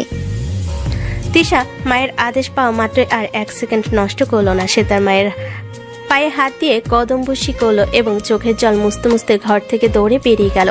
শীতে নামার সময় তার মনে হচ্ছিল সে আজ খাঁচা থেকে মুক্তি পাওয়া এক বন্দি পাখি। সুফিয়া বেগম দরজার চৌকাঠে দাঁড়িয়ে মেয়ের চলে যাওয়াটা দিকে তাকিয়ে রইলেন। তার চোখের জল তখন থামলো, মুখে ছিল এক তৃপ্তির হাসি। তিনি জানতেন আজ রাতে হয়তো তার কপালে অনেক লাঞ্ছনা আছে, কিন্তু তার মেয়ের ভালোবাসা বাঁচাতে পেরে তিনি আজ গর্বিত। তিশা মনে মনে বলছে, আমি আসছি আবির, তুমি আমাকে একা ফেলে যেতে পারো না। মা আমাকে পাঠিয়েছে তোমার কাছে। আমি আর কারো ভয় পাই না। আজ থেকে আমি শুধু তোমার। তিশা বাগানের অন্ধকারে মিশে গেল। পেছনের গেটে বিশ্বস্ত ড্রাইভার নাসের গাড়ি নিয়ে অপেক্ষা করছিল। তিশা গাড়িতে উঠতে নাসেরকে নির্দেশ দিল সর্বোচ্চ গতিতে গাড়ি চালাতে। রাতের নিস্তব্ধতা চিরে গাড়িটি হাসপাতালের দিকে ছুটতে লাগলো। তিশার সারা শরীরে তখনও আবিরের রক্ত শুকিয়ে যাওয়া রক্তের দাগ লেগে আছে, যা তাকে বারবার মনে করিয়ে দিচ্ছিল যে তার লড়াই এখনো শেষ হয়নি। অন্যদিকে হাসপাতালে তখনও রাফি আইসিইউর বাইরে বসে প্রার্থনা করছিল। সে জানতো না তিশা চৌধুরী সব বাধা ডিঙ্গিয়ে তার প্রিয়তমর টানে ছুটে আসছে। যদি আবিরের কিছু হয় তবে আমি কাউকে ক্ষমা করব না। তৃষা চৌধুরীকে তো নয়, কিন্তু ও কি আসবে? ও কি সত্যিই আবিরকে ভালোবাসে? হাসপাতালে করিডোরে তখনও যমরাজ আর জীবনের লড়াই চলছিল। তিশা গাড়ির সিটে বসে থরথর করে কাঁপছিল আর মনে মনে শুধু দোয়া পড়ছিল। তার মনে হচ্ছিল প্রতিটা সিগন্যাল যেন অন্তকালের মতো দীর্ঘ। সে শুধু একটাই প্রার্থনা করছিল, আবির তুমি শুধু একবার চোখ খোলো, আমি তোমার সব অপমান ধুয়ে দেব। হাসপাতালে করিডোরে তখন মৃত্যুর হিমশীতল নীরবতা বিরাজ করছিল। আইসিইউর বাইরে রাফি মাথা নিচু করে বসেছিল, তার চোখে জল আর মনে প্রচন্ড ক্ষোভ। ঠিক সেই সময় করিডোরের শেষ প্রান্ত দিয়ে হন্তদন্ত হয়ে তিশাকে আসতে দেখে রাফি বাঘের মতো গর্জে উঠে দাঁড়িয়ে পড়ল। তিশার আলুথালু চুল, পরনের কাপড় ধুলোয় মলিন, আর চোখে মুখে রাজ্যের আতঙ্ক। সে সরাসরি আইসিইউর দরজার দিকে এগোতে চাইল। একদম এক পাও এগোবে না তৃষা চৌধুরী। তোমার সাহস তো কম না? যে ছেলেকে মৃত্যুর মুখে ঠেলে দিয়েছো তাকে আবার দেখতে এসেছো। তোমার ওই বিষাক্ত ছায়া যেন আমার বন্ধুর উপর না পড়ে। এক্ষুনি এখান থেকে চলে যাও। রাফি, দয়া করে আমার পথ ছাড়ো। আমি আবিরকে একবার দেখতে চাই। ও কেমন আছে আমাকে বলো। ডাক্তাররা কি বলছেন? তোমার জেনে কি লাভ? তুমি তো তোমার কাজ শেষ করে দিয়েছো। তোমার ওই জানোয়ার বাবা আর তার পোশাক গুন্ডারা মিলে আবিরের মাথা ফাটিয়ে দিয়েছে। এখন কি মরা মুখ দেখতে এসেছো? তোমার আভিজাত্যের নেশা কি এখনো মেটেনি? চলে যাও বলছি। আমি কোথাও যাব না রাফি। আবির আমার স্বামী, ওর পাশে থাকার অধিকার আমার সবার আগে। তুমি আমাকে বাধা দেওয়ার কেউ নও। তোমার স্বামী? বাহ, চমৎকার বললে তো। এতদিন কোথায় ছিল তোমার এই স্বামী ভক্তি? যখন ওকে সবার সামনে ছোট লোক বলে অপমান করতে, তখন কি মনে ছিল না তোমার স্বামী? আর আজ যখন নিজের বাবাকে দিয়ে ওকে মৃত্যুর মুখে ঠেলে দিলে, তখন স্বামী বলে মায়া কান্না কাঁদছ। তোমার মতো স্বার্থপর মেয়ে আমি জীবনে দেখিনি তৃষা। মুখ সামলে কথা বলো রাফি। আমি আবিরের কোনো ক্ষতি চাইনি। আমি স্বপ্নেও ভাবিনি বাবা এমন কিছু করবেন। আমি ওকে বাঁচানোর জন্য সব বাধা ভেঙে এখানে এসেছি। তুমি জানো না আমি কোন পরিস্থিতির মধ্য দিয়ে যাচ্ছি। পরিস্থিতি তো তৈরি করেছো তুমি আর তোমার ওই অহংকারী পরিবার। আবির তোমাকে পাগলের মতো ভালোবাসতো বলেই আজ ও এই জমের দুয়ারে শুয়ে আছে। তোমার এই দামি রক্তের চেয়ে আমার বন্ধুর জীবন অনেক বেশি দামি ছিল। তুমি শুধু ওর আবেগ নিয়ে খেলেছো, ওকে ব্যবহার করেছো নিজের একঘেয়েমি কাটাতে। এখন দয়া করে নাটক বন্ধ করো আর বিদায় হও। তিশা নিজেকে সামলাতে পারল না, সে রাফির কলা চেপে ধরলো। তার চোখ দিয়ে তখন টপ টপ করে জল পড়ছে, কিন্তু সেই জলের ভিতরে ছিল এক অদ্ভুত তেজ। রাফি, তুমি আমাকে চেনো না আমি আবিরকে কতটা ভালোবাসি, তা বিচার করার ক্ষমতা তোমার নেই। আমি ওকে হারানোর ভয়ে এতদিন মুখ বুজে সব সহ্য করেছি। আজ যদি ওর কিছু হয়ে যায় তবে আমি আরমান চৌধুরীকেও ছেড়ে দেব না। আমি বলছি আমি যাব না মানে যাব না। আবিরের জ্ঞান না ফেরা পর্যন্ত আমি এই দরজার সামনেই দাঁড়িয়ে থাকবো। দাঁড়িয়ে থাকো, তবে কিন্তু মনে রেখো, আবির যদি চোখ মেলে তোমায় দেখে তবে ও হয়তো আবার মরে যাবে। কারণ সবচেয়ে বড় ক্ষতটা কোনো রডের বাড়ি নয়, বরং তোমার দেওয়া অবহেলা। তোমার এই রাজকীয় উপস্থিতি এখানে কেউ চায় না। তিশা দেওয়ালে পিঠ ঠেকিয়ে মেঝের উপর বসে পড়ল। সে আইসিইউর কাছে জানালার ওপাশে আবিরে ব্যান্ডেজ করা মাথা আর নাকে লাগানো অক্সিজেন নলটা দেখতে পাচ্ছিল। তার মনে হচ্ছিল প্রতিটা যন্ত্রের শব্দ যেন তাকে বিদ্রুপ করছে। সে নিজের কপালটা দেওয়ালে ঠেকিয়ে ফুপিয়ে কেঁদে উঠল। আবির, তুমি একবার চোখ খোলো। তুমি না বললে আমি কখনো তোমার সামনে আসবো না, কিন্তু এইভাবে চলে যেও না। আমি সব ছেড়ে দেবো আবির, সব। আমি শুধু তোমায় চাই। রাফি যাই বলুক, আমি জানি তুমি আমার ডাক শুনতে পাচ্ছ। তুমি ফিরে এসো আবির। নুসরাত দূর থেকে দাঁড়িয়ে এই দৃশ্য দেখছিল। তার মনে হচ্ছিল তিশার চোখের জলটা আজ মিথ্যে নয়, কিন্তু রাফি জেদ আর আবিরের এই করুণ অবস্থা সবকিছুকে যেন বিষাক্ত করে তুলেছে। হাসপাতালে ওই নিস্তব্ধ করিডোরে তিশার বুক ফাটা আর্তনাদ আর রাফি পাথরের মতো কঠিন নীরবতা এক ভয়াবহ ট্র্যাজেডি তৈরি করছিল। বাইরে তখনও আবিরাম বৃষ্টি পড়ছে, যেন প্রকৃতির চোখও আজ বিষাদের ছায়া। আইসিইউর বাইরের করিডোর তখন এক রণক্ষেত্রে পরিণত হয়েছে। রাফি তীব্র যন্ত্রণা আর তিশার বুক ফাটা আর্তনাদ বাতাসকে ভারী করে তুলছিল। ডাক্তাররা ভেতরে শেষ চেষ্টা করছিল, কিন্তু মনিটরের হৃদস্পন্দনের রেখাটি ক্রমশ সোজা হয়ে আসছিল। তিশা নিজেকে সামলাতে না পেরে আইসিইউর দরজায় পাগলের মতো করাঘাত করতে লাগলো। তার কান্না এখন আর কেবল চোখের জল নেই, তা ছিল এক আত্মচিৎকার। আবির, তুমি কি শুনতে পাচ্ছ? আমি এসেছি আবির। আমি সব ভেঙে সব দেওয়াল গুড়িয়ে তোমার কাছে এসেছি। তুমি আমাকে এইভাবে একা ফেলে যেতে পারো না। তুমি না বলেছিলে আমি তোমার শক্তি? তবে আজ কেন তুমি এত দুর্বল হয়ে শুয়ে আছো? ফিরে এসো আবির, প্লিজ ফিরে এসো। তৃষা চৌধুরী, নাটক বন্ধ করো। ডাক্তাররা ভেতরে কাজ করছেন। তোমার এই চিৎকার ওকে আরো বিপদে ফেলছে। চলে যাও এখান থেকে। ওর জানটা অন্তত শান্তিতে যেতে দাও। না রাফি, ও যাবে না। আমি জানি ও আমার ডাক শুনতে পাচ্ছে। আবির, তুমি যদি আজ চোখ না খুলো তবে আমি এই হসপিটালের মেঝেতেই নিজের প্রাণ দেব। তুমি কি চাও আমি মরে যাই? তুমি কি চাও তোমার তৃষা চিরকালের মতো হারিয়ে যাক? ওঠো আবির, আমাদের সেই গোপন বিয়ের কসম, আমাদের সেই বৃষ্টির দিনের কসম, তুমি ফিরে আসো। ঠিক সেই মুহূর্তে আইসিইউর ভেতর থেকে একটা অদ্ভুত শব্দ শোনা গেল। ইসিজি মনিটরে সেই মরণ ঘন্টার মতো শব্দটা হঠাৎ বদলে গেল। ডাক্তাররা অবাক হয়ে দেখলো যে হৃদস্পন্দন প্রায় থেমে গিয়েছিল, তা আবার ধকধক করে স্পন্দিত হতে শুরু করেছে। আবিরের আঙ্গুলগুলো সামান্য নড়ে উঠল। তার বন্ধ চোখের পাতা বেয়ে এক ফোঁটা গরম জল গড়িয়ে পড়ল। প্রধান ডাক্তার দ্রুত পরীক্ষা করে বাইরে বেরিয়ে এলেন, তার চোখে মুখে বিস্ময় আর আনন্দ। এটা মিরাক্কেল, এটা সত্যি একটা মিরাক্কেল। আমরা আশা ছেড়ে দিয়েছিলাম, কিন্তু পেশেন্ট হঠাৎ রেসপন্স করতে শুরু করেছে। মনে হচ্ছে বাইরের কারোর গলার সুর বা আবেগ ওর অবচেতন মনে আঘাত করেছে। ওর জ্ঞান ফিরছে। কি বলছেন ডাক্তারবাবু? আবির ঠিক আছে? ওর জ্ঞান ফিরেছে? হ্যাঁ, ওর হার্টবিট এখন স্টেবল। ও বিড়বিড় করে কার যেন নাম ডাকছে। সম্ভবত ও কোনো মহিলার ডাক শুনে ফিরে এসেছে। আপনারা এখন চাইলে দূর থেকে ওকে দেখতে পারেন, তবে ডিস্টার্ব করবেন না। তিশা তখন আইসিইউর জানালার কাছের উপর হাত রেখে ফুপিয়ে কাঁদছিল। সে দেখলো আবির খুব ধীরে ধীরে চোখ মেলছে। আবিরের চোখের দৃষ্টি ঘোলাটে থাকলো, সে যেন কাউকে খুঁজছে। তিশা কাছের ওপাশ থেকে নিজের হাতটা নাড়ল। আবির, আমি এখানে, আমি আছি তোমার পাশে। আর কেউ তোমাকে আমার কাছ থেকে কেড়ে নিতে পারবে না। আমি সব ছেড়ে দিয়েছি আবির, শুধু তোমার জন্য। তৃষা আপু, আমি ভুল ছিলাম। আমি ভেবেছিলাম আপনি ওকে ঘৃণা করেন, কিন্তু আজ বুঝলাম আপনার ভালোবাসার জোর কতটুকু। ও সত্যি আপনার ডাক শুনে মৃত্যুর দুয়ার থেকে ফিরে এসেছে। আমাকে ক্ষমা করে দেবেন। ক্ষমা চাওয়ার কিছু নেই রাফি। তুমি ওর বন্ধু, তুমি ওকে ভালোবেসেছো বলেই আমাকে ঘৃণা করেছিলে, কিন্তু এখন দেখো আমাদের আবির ফিরে এসেছে, ও আমাদের সবার মাঝে ফিরে আসছে। তিশা আপু, আপনি সত্যিই গ্রেট। আপনার এই আকুতি আজ আবিরকে পুনর্জন্ম দিল। এখন আর কোনো লুকোচুরি নয়, এবার শুধু ভালোবাসা। কিছুক্ষণ পর ডাক্তাররা তিশাকে অনুমতি দিলেন ভেতরে যাওয়ার জন্য।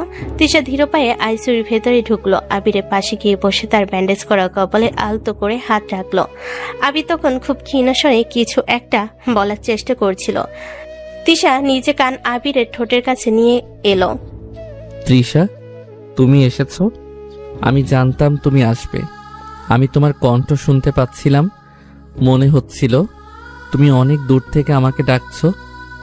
আমি কোথাও যাইনি আবির, আমি এখানেই ছিলাম, আর কখনো তোমাকে ছেড়ে যাব না। বাবা যাই করুক, দুনিয়া যাই বলুক, আমি শুধু তোমার। তুমি শুধু তাড়াতাড়ি সুস্থ হয়ে ওঠো। আমাকে ক্ষমা করো তৃষা, আমি তোমাকে অনেক কষ্ট দিয়েছি।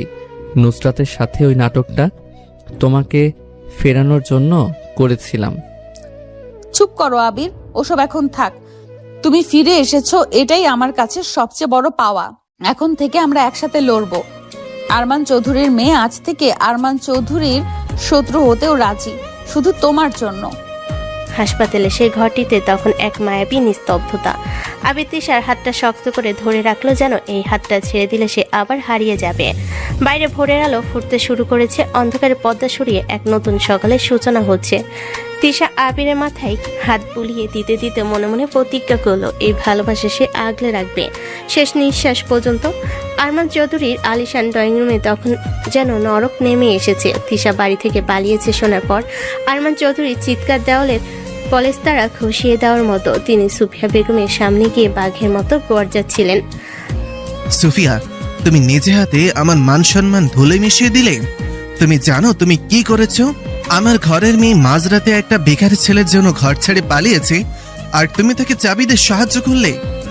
হ্যাঁ আরমান, আমি করেছি, কারণ আমি মা। আমি আর দেখতে পারছিলাম না আমার মেয়েটা একটা জীবন্ত লাশের মতো এই ঘরে পচে মরছে। তুমি ওর সুখ কেড়ে নিয়েছো, ওর হাসি কেড়ে নিয়েছো। আমি ওকে ওর জীবনের কাছে পৌঁছে দিয়েছি। ওর জীবন?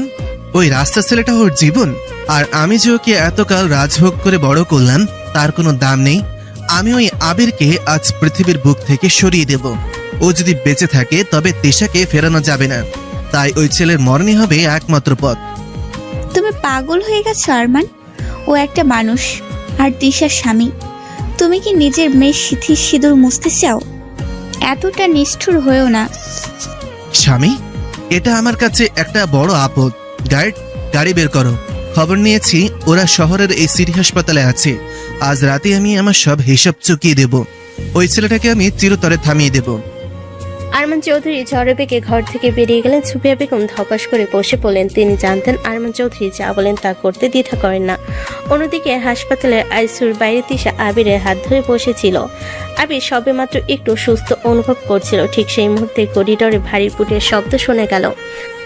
আবির, তুমি চিন্তা করো না, আমি আছি। তোমাকে আর কেউ আঘাত করতে পারবে না। তৃষা, আমার ভয় লাগছে। তোমার বাবা হয়তো সব জেনে গেছেন। তুমি প্লিজ এখান থেকে চলে যাও। ওনার রাগ আমি জানি। আবির কথা শেষ হতে না হতে আইসিইউ দরজা লাথি মেরে খুলে ফেলেন আরমান চৌধুরী। পেছন তার সহস্র বডিগার্ড। তিশা লাফ দিয়ে উঠে আবিরের সামনে ঢাল হয়ে দাঁড়ালো। রাফি আর নুসরাত বাধা দিতে এলে গার্ডরা তাদেরকে ধাক্কা দিয়ে সরিয়ে দিল। সরে যাও তৃষা, অনেক নাটক হয়েছে। আজ এই আপদটাকে আমি নিজের হাতে শেষ করব। আমার মেয়েকে ঘরছাড়া করার সাহসও পায় কোত্থেকে? খবরদার বাবা, এক পাও এগোবে না। তুমি যদি আবিরকে মারতে চাও তবে আগে আমাকে মারতে হবে। ওর গায়ে হাত দেওয়ার আগে আমার লাশের উপর দিয়ে যেতে হবে তোমার। তোমার জন্য আমার মায়া মরে গেছে আজ তৃষা, সরিয়ে দাও ওকে। আরমান চৌধুরী ইশারায় দুজন গার্ড এসে তিশাকে জোর করে ধরে সরিয়ে নিল। আরমান চৌধুরীর পকেট থেকে একটা ধারালো ছোরা বের করে আবির দিকে এগিয়ে গেলেন। আবির তখনও বেডে শো নড়াচড় করার শক্তি নেই তার। তিশা চিৎকার করে হাত পা ছোড়াছুড়ি করছিল, কিন্তু গার্ডদের হাত থেকে নিজেকে মুক্ত করতে পারছিল না। বাবা না, দয়া করো বাবা, ও মরে যাবে। রাফি বাঁচাও ওকে। আবির। আরমান চৌধুরী যখন ছোঁয়াটা উঁচিয়ে আবিরের বুকে বসাতে যাবেন তখনই আবির ক্লান্ত চোখে আরমান চৌধুরীর দিকে তাকালো। সেই চোখে ভয় ছিল না, ছিল এক অদ্ভুত করুণা। আরমান চৌধুরী এক মুহূর্তের জন্য থমকে গেলেন, কিন্তু তার বিবেকের চেয়ে বড়। ঠিক সেই চরম মুহূর্তে করিডোর দিয়ে একদল পুলিশ দৌড়ে এলেন। সুফিয়া বেগম বুদ্ধি করে আগেই পুলিশ পাঠিয়েছিলেন। আরমান চৌধুরী, হাত নামান। আপনি অ্যারেস্ট। খুনের চেষ্টার অভিযোগে আপনাকে আমাদের সাথে যেতে হবে। আরমান চৌধুরী অবাক হয়ে দেখলেন চারপাশ ঘিরে ফেলেছে পুলিশ। তিশা গার্ডদের হাত থেকে ছাড়া পেয়ে আবিরকে জড়িয়ে ধরল। আরমান চৌধুরীর আগে কাঁপছিলেন, কিন্তু পুলিশের বন্দুকের সামনে তিনি আজ নিরুপায়। তাকে হাতকড়া পরিয়ে নিয়ে যাওয়া হতে লাগলো। যাওয়ার সময় তিনি একবার তিশার দিকে তাকালেন। তিশার চোখে তখন শুধু ঘৃণা। তৃষা, সব শেষ হয়েছে তো? আমরা কি এবার শান্তিতে থাকতে পারবো? হ্যাঁ আবির, কেউ আর আমাদের মাঝে আসবে না। বাবা নিজের পাপের সাজা পাবেন। আমি এখন থেকে সারা জীবন শুধু তোমার। হাসপাতালে সেই রক্তাক্ত রাতটি শেষ পর্যন্ত এক নতুন ভরে দেখা পেল। আবির তিশার বুকে মাথা রেখে চোখ বন্ধ করলো। দীর্ঘদিনের সংগ্রাম আর যন্ত্রণার পর আজ তারা সত্যি একে অপরের হতে পারল। রাফিয়া নুসরাত দূর থেকে দাঁড়িয়ে এই দৃশ্য দেখে চোখে জল মুছল। ভালোবাসার জয় সে সবসময় হয়, তা আজ আবার প্রমাণিত হলো। আরমান চৌধুরী গ্রেপ্তারের পর কেটে গেছে বেশ কয়েকটি মাস। হাসপাতালে সেই বিভীষিকাময় রাত এখন কেবল এক দুঃস্বপ্ন। আবির এখন পুরোপুরি সুস্থ। তার মাথায় সেই আঘাতের চিহ্নটা এখনো আছে, যা তাকে বারবার মনে করিয়ে দেয় তাদের ভালোবাসার অগ্নি পরীক্ষার কথা। আরমান চৌধুরী নিজের ভুল বুঝতে পেরে জেল থেকে জামিনে বেরিয়ে বর্তমানে নির্ভীতে দিন কাটাচ্ছেন। তিনি এখন আর সেই অহংকারী বাবা নন, বরং এক অনুতপ্ত বাবা। আজ আবির আর তিশার আনুষ্ঠানিকভাবে বিয়ের অনুষ্ঠান। লাল বেনারসি শাড়িতে তিশাকে অপার্থিব সুন্দর লাগছে। আবির শেওয়ানি পরে আয়নার সামনে দাঁড়িয়ে নিজের প্রতিবিম্ব দেখছিল। ঠিক তখনই রাফি ঘরে ঢুকলো। বিয়ের কিরে মজনু সাহেব, আজ তো তোকে রাজপুত্রের মতো লাগছে। বিশেষ কর, তোদের এই দিনটা দেখার জন্য আমি কত অপেক্ষা করেছি। আজ থেকে আর কোনো লুকোচুরি নেই, কোনো আড়াল নেই। তুই এখন সবার সামনে বুক ফুলিয়ে বলতে পারবি তৃষা চৌধুরী তোর বউ। সব তোর জন্য রাফি। তুই আর নুসরাত যদি সেদিন ওই নাটকটা না করতে, তবে হয়তো তৃষা আজও নিজের ইগোর খাঁচায় বন্দি থাকতো। তোদের ঋণ আমি কোনোদিন শোধ করতে পারবো না। ধুর পাগল, বন্ধুর জন্য এটুকু করবো না? এখন চল, কাজী সাহেব অপেক্ষা করছেন। তৃষা আপু তো কখন থেকে তোকে দেখার জন্য অস্থির হয়ে আছেন। সুফিয়া খালামা তোকে ডাকছেন। বিয়ের আসরে সুফিয়া বেগম আজ সব থেকে বেশি খুশি। তিনি আবিরের মাথায় হাত বুলিয়ে আশীর্বাদ করলেন। তিশা লাজুক হাসিতে মাথা নিচু করে বসেছিল। আবির গিয়ে তিশার পাশে বসলো। নুসরাত তিশার কানের কাছে গিয়ে ফিসফিস করে কিছু একটা বলতে তিশা খিলখিল করে হেসে উঠল। তিশা আপু, আজ কিন্তু আবিরকে বকা দেওয়া নিষেধ। আজ ও শুধু আপনার ভালোবাসা পাওয়ার যোগ্য। দেখুন তো ছেলেটা আপনার জন্য কত মার খেয়েছে। নুসরাত, তুমি থামবে? আমি তো জানি তুমি আর রাফি মিলে আমাদের কত জ্বালিয়েছো। তবে তোমাদের ওই জেলানি প্ল্যানটা না থাকলে আজ হয়তো আমি এখানে থাকতাম না। আবির, তুমি কি এখনো আমাকে ভয় পাও যেমনটা কলেজে পেতে? ভয় তো একটু পাই তৃষা। তুমি যখন ওই রাগী চোখে তাকাও তখন আমার এখনো হার্টবিট বেড়ে যায়।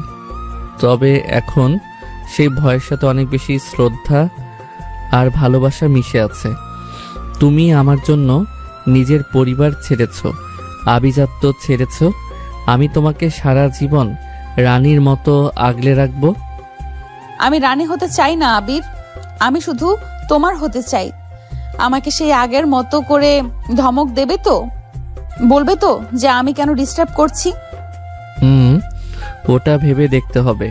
তবে এখন আমার একটাই কাজ, তোমার ওই অভিমানী মুখটা সবসময় হাসিতে ভরিয়ে রাখা। কাজী সাহেব, আপনি কি শুরু করবেন? আমি আর দেরি সইতে পারছি না। কাজী সাহেব মুচকি হেসে বিয়ের খাতা এগিয়ে দিলেন। সবার উপস্থিতিতে আবির আর তিশার আবার নতুন করে কবুল বলল। এবার আর কোনো অন্ধকার নির্জন রুম নয়, বরং শত মানুষের হাসি মুখে আর আশীর্বাদের মাঝে তারা এক হলো। বিয়ে শেষ হওয়ার পর আরমান চৌধুরী ধীর পায়ে তাদের সামনে এসে দাঁড়ালেন। তাকে দেখে আসরে কিছুটা নিস্তব্ধতা নেমে এলো। আবির বাবা, আমি তোমার কাছে ক্ষমা চাওয়ার যোগ্য নই। আমি আভিজাত্যের নেশা অন্ধ হয়ে গিয়েছিলাম।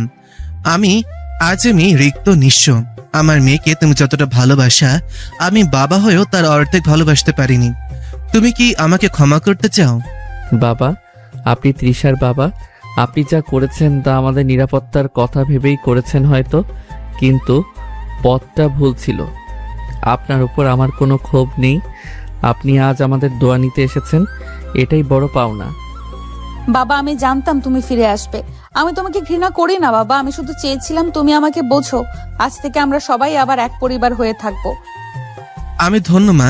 আবির, আজ থেকে আমার যা আছে সবকিছু তোমাদের। আমি এখন শুধু তোমাদের সুখ দেখতে চাই। আমার মেয়েটাকে তুমি দেখে রেখো বাবা। আরমান চৌধুরী আবির আর তিশার হাত জোড়া এক করে দিলেন। সুপিয়া বেগম খুশিতে কেঁদে ফেলেন। বাসঘরে তখন আবির আর তিশা যখন আবির আর তিশা একা হলো, জানালার বাইরে তখন আবার ঝুম বৃষ্টি শুরু হয়েছে, ঠিক যেমনটা তাদের বিয়ের সে প্রথম দিনটিতে ছিল। তিশা জানালার ধারে গিয়ে দাঁড়ালো। আবির পেছন থেকে এসে তিশার কাঁধে হাত রাখলো। আবির, মনে আছে সেই বৃষ্টির দিনটার কথা, যেদিন আমরা প্রথমবার কবুল বলেছিলাম? মনে থাকবে না কেন? সেদিন তুমি ছিলে আমার সিনিয়র আপু, যে আমাকে শাসন করত, আর আজ তুমি আমার অর্ধাঙ্গিনী, যে আমার জন্য সব ত্যাগ করেছে। তৃষা, আমি তোমাকে কথা দিচ্ছি, আমাদের এই প্রেমের গল্পটা হবে অমর। কোনো অহংকার, কোনো বিভেদ আর আমাদের স্পর্শ করতে পারবে না। আমি জানি আবির, তুমি যখন আমার পাশে থাকো তখন আমার মনে হয় আমি পুরো পৃথিবী জয় করতে পারি। আমাকে কখনো ছেড়ে যাবে না তো? মৃত্যু ছাড়া আমাদের আলাদা করার ক্ষমতা কারো নেই তৃষা। আজ থেকে তুমি শুধু আমার, আর আমি সারা জীবনের জন্য তোমার কেনা গোলাম। তিশা হেসে দিয়ে আবির বুকে মাথা রাখলো। বাইরে বৃষ্টির শব্দ আর ভেতরে এক পবিত্র ভালোবাসার সুর। দীর্ঘদিনের সংগ্রাম, রক্তপাত আর যন্ত্রণার পর আজ তারা শান্তির বন্দরে পৌঁছেছে। সিনিয়র বড়লোক আপু আর জুনিয়র মধ্যবিত্ত ছেলের অসম সম্পর্কের এই বাক্যটি আজ এক সার্থক পরিণতি দেখা পেল। তাদের জীবনের নতুন সূর্য উদিত হলো, যেখানে নেই কোনো অন্ধকার, আছে শুধু এক অন্ধহীন ভালোবাসা। বিয়ের কয়েক মাস কেটে গেছে। আরমান চৌধুরী এখন আগে চেয়ে অনেক শান্ত। তিনি মাঝে মধ্যে মেয়ের বাড়িতে এসে সময় কাটান। আজ আবির আর তিশা নতুন ফ্ল্যাটে বৃষ্টির এক মায়াবী রাত নেমে এসেছে। জানালার বাইরে ঝুম বৃষ্টি আর ঘরের ভেতর মৃদু নীল আলোর আভা। আবির অফিসের কাজ শেষ করে বারান্দায় দাঁড়িয়ে বৃষ্টির শব্দ শুনছিল। হঠাৎ পেছন থেকে একজনের নরম হাত তাকে জড়িয়ে ধরল। তিশার গায়ে সেই চেনা পারফিউমের সুবাস আবিরের ক্লান্তি নিমেষে উধাও হয়ে গেল। কি ব্যাপার মিস্টার হাজবেন্ড, একা একা বৃষ্টি দেখছো যে? আমাকে ছাড়া বৃষ্টি বিলাস করার পারমিশন তোমাকে কে দিল? পারমিশন তো কেউ দেয়নি তৃষা। আসলে ভাবছিলাম সেই কলেজের দিনগুলোর কথা। তুমি যখন আমাকে কড়া চোখে ধমক দিতে, তখন কি কখনো ভেবেছিলে যে একদিন তুমি এভাবে আমার কাঁধে মাথা রেখে বৃষ্টি দেখবে? একদম না। তখন তো তুমি ছিলে সেই ভীত জুনিয়র যে আমার ভয়ে কাঁপতে। কিন্তু আমি জানতাম তোমার এই শান্ত চোখের আড়ালে একটা জেদি প্রেমিক লুকিয়ে আছে। আচ্ছা আবির, সত্যি করে বলো তো, তখন কি আমাকে খুব ডাইনি মনে হতো? ডাইনি ঠিক নয়, তবে হিটলার মনে হতো। কিন্তু এখন মনে হয় সেই শাসনের আড়ালে কত গভীর ভালোবাসা লুকিয়েছিল।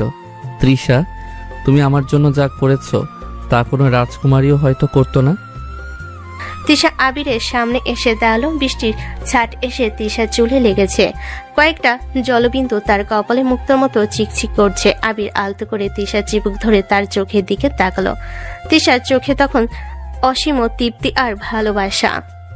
অনেক হয়েছে অতীত নিয়ে কথা, এখন বর্তমানে আসো। আজ রাতে কিন্তু আমি তোমাকে ছাড়ছি না। চলো, আজ আমরা বৃষ্টিতে ভিজবো, একদম সেই প্রথম দিনের মতো। পাগল নাকি তৃষা? এই মাঝরাতে বৃষ্টিতে ভিজলে তোমার ঠান্ডা লেগে যাবে। তাছাড়া কাল সকালেই তোমার একটা জরুরি মিটিং আছে না? ধুর, মিটিং কাল দেখা যাবে। আজ আমি কোনো বড়লোক বাবার মেয়ে নই, আমি কোনো অফিসের বস নই। আজ শুধু তোমার সে পাগলি বউ। চলো না আবির, প্লিজ। তিশা আবিরের হাত ধরে এক প্রকার টেনে বারান্দার খোলা অংশে নিয়ে গেল। বৃষ্টির ঝাপটা সরাসরি তাদের দুজনের গায়ে এসে লাগলো। আবির তিশাকে নিজের বুকের সাথে মিশিয়ে ধরলো। তিশা কাঁপতে কাঁপতে আবিরের শার্টের বোতাম খামছে ধরলো। বৃষ্টির শব্দের মাঝেও তাদের হৃদস্পন্দন শোনা যাচ্ছিল স্পষ্ট। তৃষা, তুমি জানো আজ তোমাকে এই ভেজা অবস্থায় অপার্থিব সুন্দর লাগছে। আমার মনে হচ্ছে আমি এখনো স্বপ্নে আছি। কোনো এক জাদুকরী মায়ায় তুমি আমাকে বেঁধে ফেলেছো। এই জাদুকরী মায়া সারা জীবনের জন্য আবির। তুমি চাইলেও আর পালাতে পারবে না। আমি তোমাকে এমন ভাবে আগলে রাখবো যে আর কোনো চিন্তা তোমার মাথায় আসবে না। পালাবো কেন? আমি তো এই বন্দিশালাতেই সারা জীবন থাকতে চাই। তোমার ভালোবাসার চেয়ে দামি আর কোনো সম্পদ এই পৃথিবীতে নেই। আবির তিশার কপালে গভীর এক চুমু খেলো। তিশা চোখ বন্ধ করে আবিরে বাহুবন্দী হয়ে রইল। বৃষ্টির প্রতিটা ফোঁটা যেন তাদের ভালোবাসার সাক্ষ্য দিচ্ছিল। তারা দীর্ঘক্ষণ সে বৃষ্টির মাঝে ভিজে একাকার হয়ে গেল। এরপর আবির তিশাকে কোলে তুলে নিয়ে ঘরের ভেতরে এলো। তিশা আবিরের ঘাড় জড়িয়ে ধরে তার কানে কানে ফিসফিস করলো। আমি তোমাকে ভালোবাসি আবির, এই বৃষ্টির চেয়েও বেশি, এই আকাশের চেয়েও বেশি। আমাদের এই ছোট্ট সংসারটা যেন সব সময় এমন ভালোবাসায় ভরে থাকে। আমিও তোমাকে ভালোবাসি তৃষা। সিনিয়র বড়লোক আপু থেকে আমার ঘরণী হওয়ার এই জার্নিটা আমার জীবনের সেরা পাওনা। ঘরের জানালা দিয়ে ঠান্ডা হাওয়া ঢুকছিল, কিন্তু তাদের দুজনের মনে ছিল প্রশান্তির ওম। আবির তিশার ভেজা চুলে তোয়ালে দিয়ে মুছে দিচ্ছিল। পরম মমতায় তিশা আবিরের চোখের দিকে তাকিয়ে মুচকি হাসছিল। এমন স্বর্গীয় মুহূর্ত যেখানে কোনো আভিজাত্যের লড়াই নেই কোনো বাবার রক্তচক্ষু, আছে শুধু দুজন মানুষের নিবিড় একাত্মা। রাত যত গভীর হচ্ছিল তাদের ভালোবাসার সুবাস ততটাই ছড়িয়ে পড়ছিল পুরো ঘর জুড়ে।